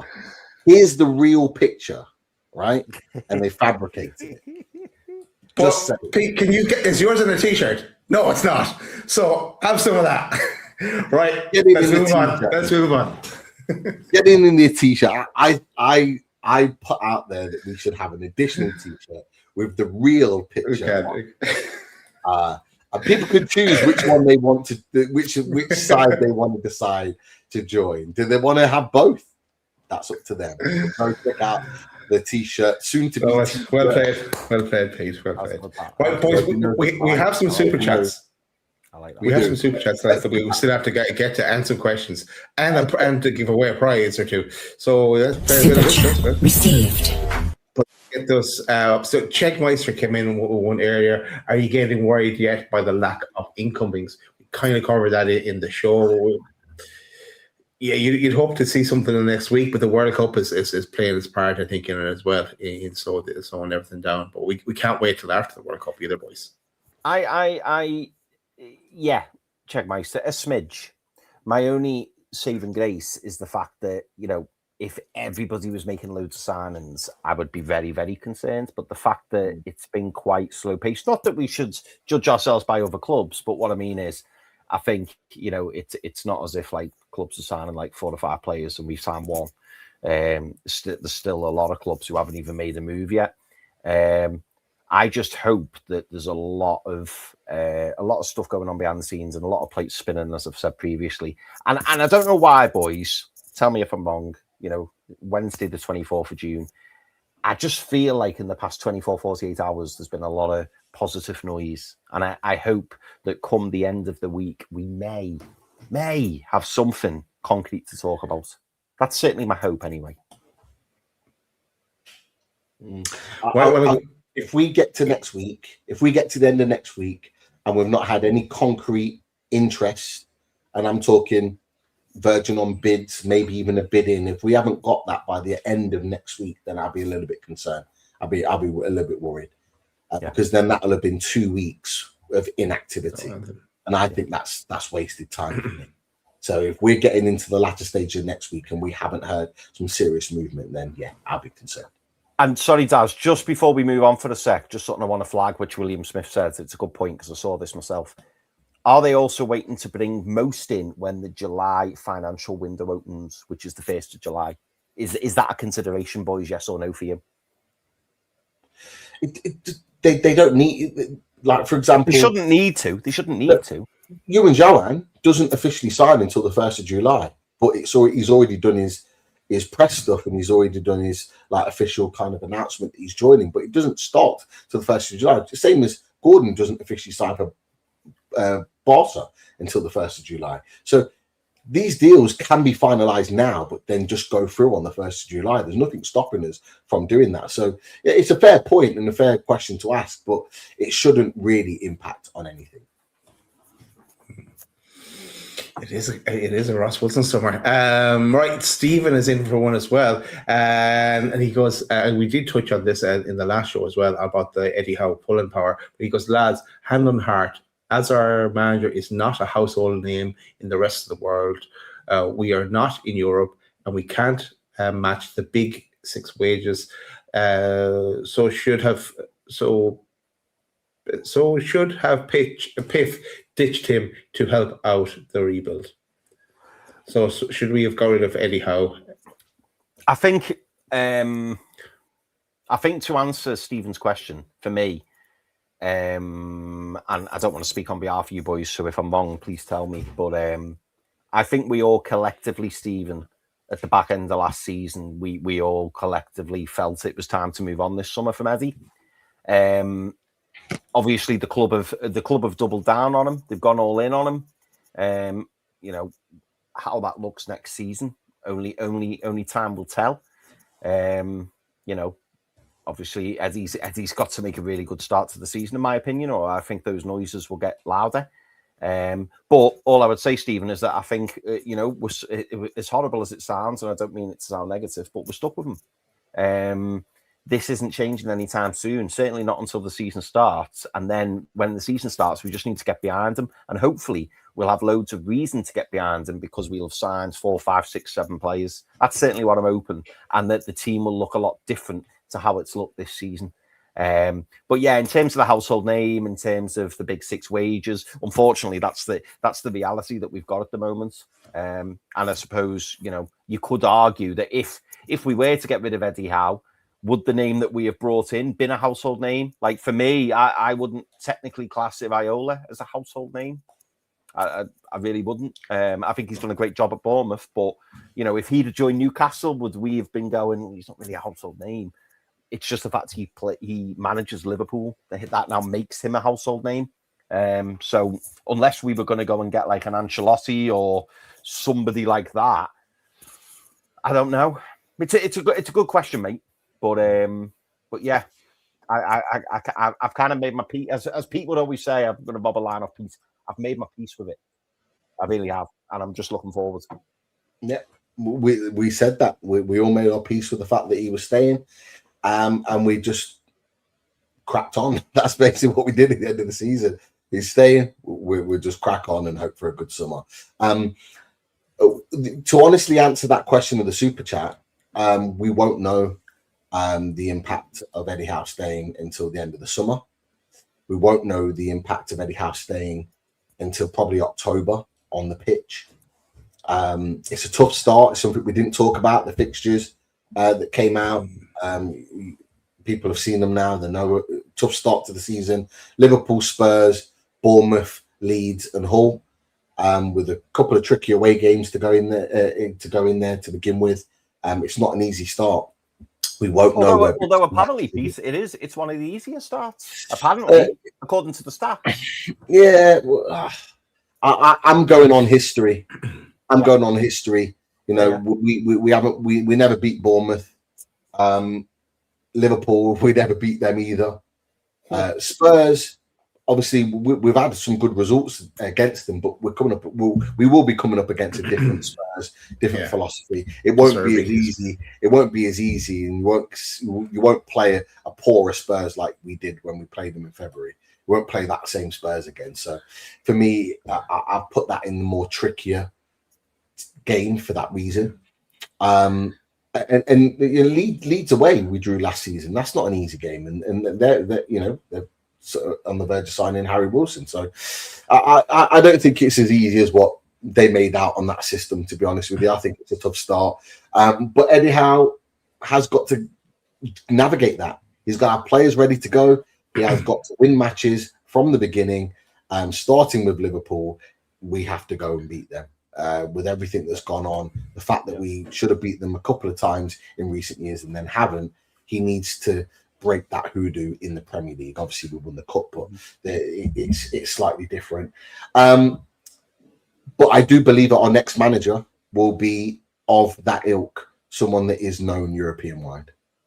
I do believe, regardless of whenever that is, I think that manager will be well-renowned in Europe as well as the Premier League. Just my thought. Cool. Just on the fixtures, maybe we'll come closer to the start of the season. We can do a kind of bit of a focus on the fixtures. Then it's kind of more relevant. Then we know who we have, we don't have as well. Give a more rounded picture on it. So I want to go to this one next, boys. And it's come up, and I've getting about 3 different comments from people. First of all, I'll actually go to this one because Luke says, finally a live NUFC channel. Sick of watching all the other clubs' channels these past few weeks. Great to have you back with us, Luke. Speaking of other clubs' channels, maybe we should go to this one. There's 3 comments here. Gary says, lads, what do you make of the Man United channels that have been pushing Hall to Man United, only for the club to say they have no interest? I'm of the opinion they're trying to unsettle Hall. There's more. And kind of we have a quote as well from Joseph. He says, no one at Man United knows where the Lewis Hall links are coming from. And that's coming from a conversation that Beth had with the United fans after, and it was issues. He says they're getting embarrassed by a journal who basically shut down the Lewis Hall to Man United rumours. It was a bit cringe, that one. But look at boys, we said it at the time. There was no way that's happening. We should have done straight away. But Anthony, you want to say there? We all had doubts, didn't we, that Lewis Hall would be leaving. Again, a bit like what I said earlier over Keith Smith. I wouldn't completely rule it out. Do you know what, boys? I think after last summer, I wouldn't rule anything out. I really wouldn't. Not completely. Not completely. The one I would say I'm most comfortable about, definitely not leaving, is Louis Marley, because he's just signed a 6-year deal. Other than that, I think everybody else is probably up for conversation, and hopefully, that isn't the case. But yeah, I wouldn't rule anything out. But I think Lewis Hall will get his head down and really prepare well for this coming season. I do think though Eddie has, and this may be controversial, I do feel Eddie has a responsibility to look after Lewis Hall this season. I do think there was an element where Eddie Howe was almost looking after Dan Burn to ensure he got his World Cup place. That's gone now. That's gone. The guard should change. The guard needs to change. Lewis Hall is the first choice left back, first and foremost. Dan Burns should be used, if at all, as the emergency break glass option. Lewis Hall should be first choice left back every day of the week and twice on a Sunday. And I don't want to see Lewis Hall sitting on the bench. And if he is sitting on the bench, I think it's then people will call out Eddie Howe and say, that's not right. That is absolutely not right. Now, some people at the back end of last season said, but Lewis Hall was in bad form. Lewis Hall needed a drop and Lewis Hall was rubbish. But Lewis Hall's 21 and Lewis Hall's the future of Newcastle United. And at that point, tell me if I'm wrong, the season had gone to shit anyway. Would I rather an out-of-form Lewis Hall, who's got 10 years in front of him at Newcastle United playing at left-back, or Dan Burn, who's a natural centre-back, playing at left-back when we had nothing to play for? Mm-hmm. I know my answer. Yeah. I don't want Dan Burn anywhere near Newcastle United's left-back position. I don't even want him on the pitch. And that's not me being horrible. It's just that he's had his moment. He's having his World Cup, although he's not really playing. He'll have his experience of going to the World Cup. He'll have that. Now it needs to be put to bed, as you said. The priority is now Lewis Hall. And I really hope that Lewis Hall comes back with a fire in his belly. Yeah. I really hope that he comes back with a fire in his belly and really kind of hones and improves his game. even if it's to stick two fingers up to the manager to go, you shouldn't have dropped me. I really want that to happen, and I believe it will. I believe it will. He'll take this disappointment. It'll be hurting right now, especially if England go far and do well. But I think this will be the making of Lewis Hall, because he's not the finished article. He's got things to learn, but I think this will give him the fire to improve his all-round game and become an even better player at 21 years old. But going back to the Manchester United thing really quickly, for me, I said it since February when they were linked to Malik Chow, when they were linked to Bruno Guimaraes, when they were linked to Sandro Tonali, when they were linked to Lewis Hall, right? And we could go to other clubs' players and who they were linked with, and they've signed none of them. And every single one of them that they were linked with, we're now being told that they're too expensive and that they aren't signing them or were never interested, like the Lewis Hall situation. Man United fans have been, and I said it, and the Man United fans don't like it, but they've been clickbaited by their own Man United accounts and their own channels on YouTube, being told that this is happening and that's happening, this is happening behind the scene, and that's happening behind the scene. And the reality is that it's not been, and not to the level of what these accounts have been telling people that they have. When we had that conversation the other day with that Sam Luckhurst, you could have sworn that Lewis Hall was already in Manchester ready to take his medical. That's how they pictured it or pitched it out there. Nothing could be further from the truth. And we said that on Load of Bag NUFC, we thought he was staying. We didn't think it was anything other than just nonsense. We didn't say that. We did say that there could have been a disagreement between him and Howe. We didn't kind of sugarcoat that. There could have absolutely been, and Chris, you've touched on it again. But in those links, seriously, I'm just checking how many shows Dan United did on Lewis Hall. I don't know. I definitely see one. I see you on the cover of one. So even Dan, if you're watching as well. But yeah, it'd be good to know. Yeah. Chris, I want for you to come with the question now for the prize draw, and because then I'm going to cut to Pete because I want to ask Pete a question while the viewers are answering the question. Yeah, absolutely, mate. Absolutely. Well, so I came up with a question, and this question, chatters, this is for everybody who is a loaded ultra. So if you are a member of Loaded Mag NUFC, you are eligible to be entered into the prize draw. Now, what we're going to do, rather than the spinny wheel this evening, I'm going to be asking you a question. Now, the winner, the first person to put the correct answer into the chat, is going to be the winner of any pick of an international shirt from okjersey.com, our proud sponsor. So, and a little spoiler here, boys, I actually had to change my my question mid-show. So make of that what you will. Oh. Make of that what you will. So, I'm intrigued. yes. So there is currently, and talking the World Cup now, okay? Was it what height was Pete? By chance? No, it wasn't. It wasn't. No, okay, no questions on stools. No questions on stools. Oh, they are. Answer's already there. That was good timing. That was good timing. Answer's already there when you Get that ready. Get that ready. You know. I thought it was 6'2" on the poster, but you know. It's these Optimum day and night. Yeah. It's just running wild, man. Optimum day and night. Yeah, Sorry, Chris. Got the day there. No. It's okay. So, right, boys.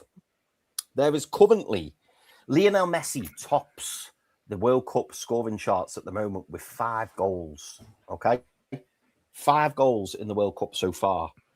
There are currently 3 players who are tied on 4 World Cup goals. Now, I want people in the chat to tell me who those 3 players are who are tied on 4 World Cup goals so far as of 21:54 on the 24th of June.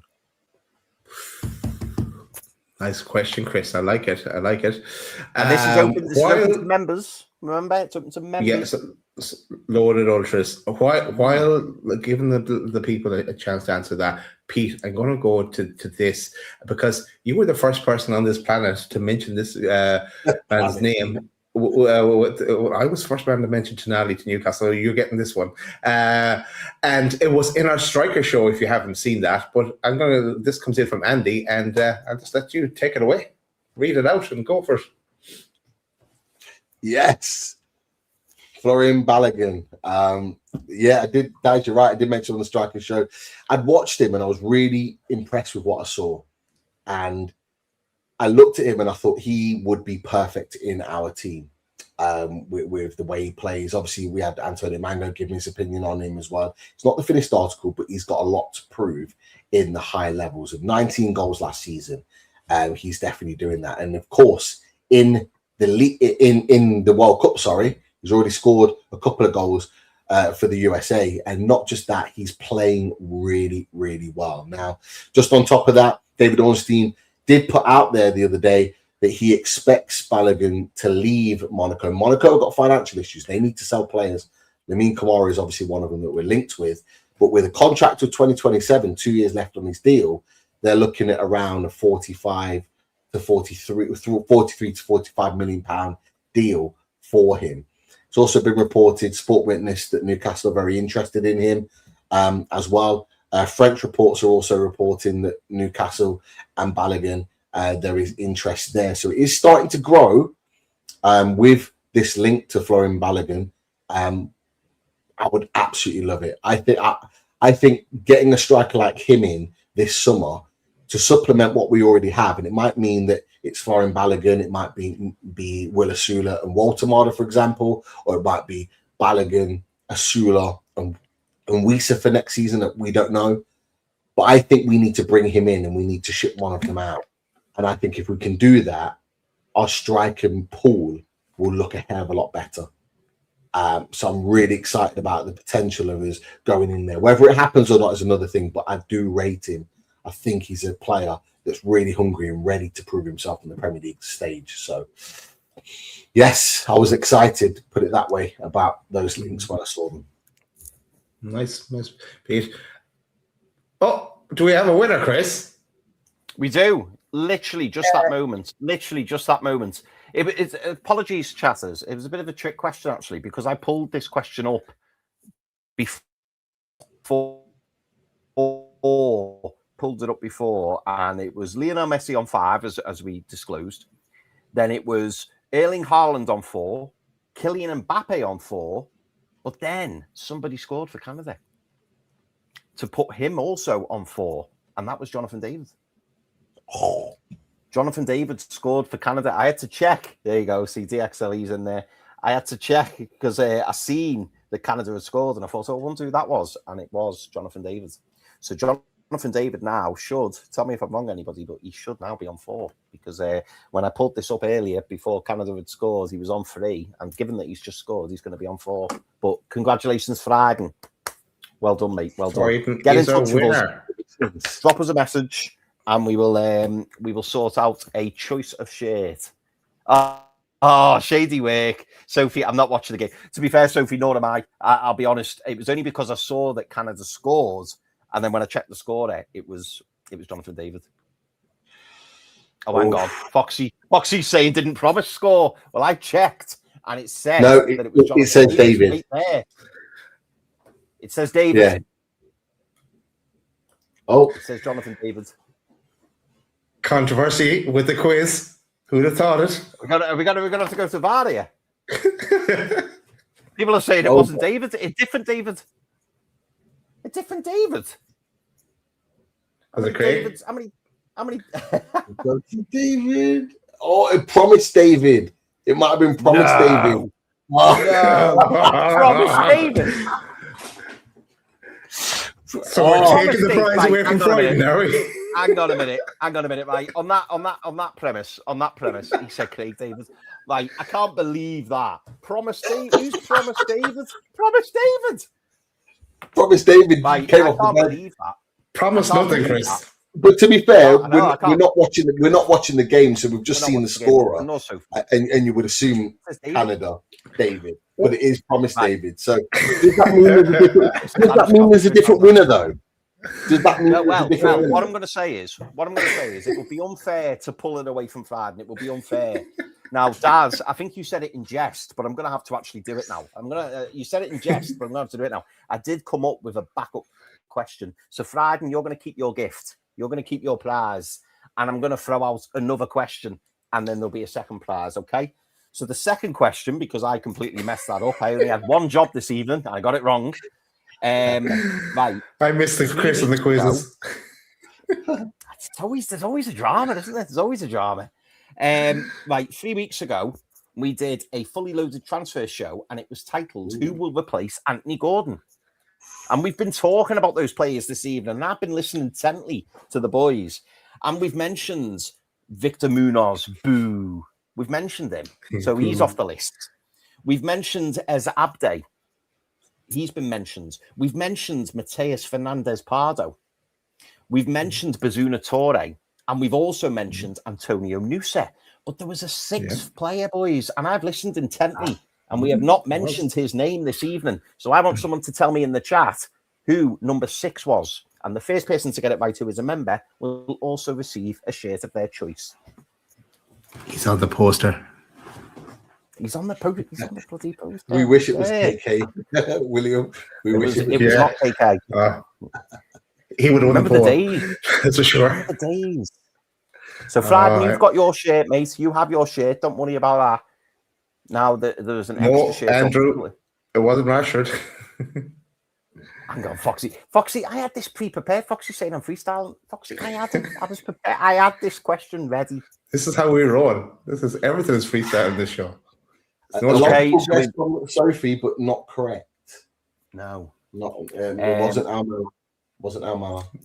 Logical question. Logical guess there. Yeah. We have mentioned him, but he was mentioned on tonight's show. This player has not been mentioned on tonight's show. No, not the Bosnian player. Close, Maxi. Johanna, no. Or Andrew, it wasn't Maxi.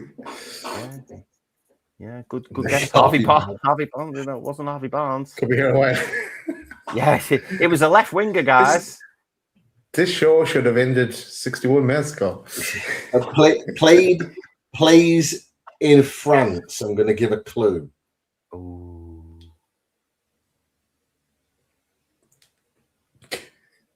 We've got 1,500 people watching, and everyone's stumped. Yay, Foxy! Foxy at the back post. Foxy! There we go. Malik Fofana. Malik Fofana is the correct answer. There you go. Sophie. Sophie. Sophie's at the bar twice this evening. Twice she's at the bar this evening. Sorry, Sophie. Sorry. Right. That's it. Don't worry. We'll have another quiz. We're so successful this time, we'll have one the next time. David just put in. Niall just put in David. Might as well be. I would have accepted that. That probably also deserves a prize, that one. But we're out of prizes. So Fladen and Foxy, get in touch with me, Pete, Daz, whoever, and we'll get you shirts orders. Any international shirt of your choice, and we'll get it sent out to you. Okay? And congratulations. Remember to size up. Size up. And you can get Promise David on the back if you like. Yeah. There you go. A Canadian shirt. Promise David. Absolutely. He's a great player. Yeah. All right. Probably linked with them now. That is it. You've had your fill tonight. Thanks everyone for watching. There's now 1,522 people watching across all platforms. And make sure you smash that like button. We'll be back again. We're just waiting for a reaction to something. So we're not going to be back every day just telling you the same stuff over and over again. So we spread it out a bit. But we will be back soon. That's it. Enjoy the World Cup. Hopefully we see you tomorrow. But yeah, talk to you soon. Have a good one. Take care, people. Mama always told me, Papa always warned me, don't hang around with boys like you.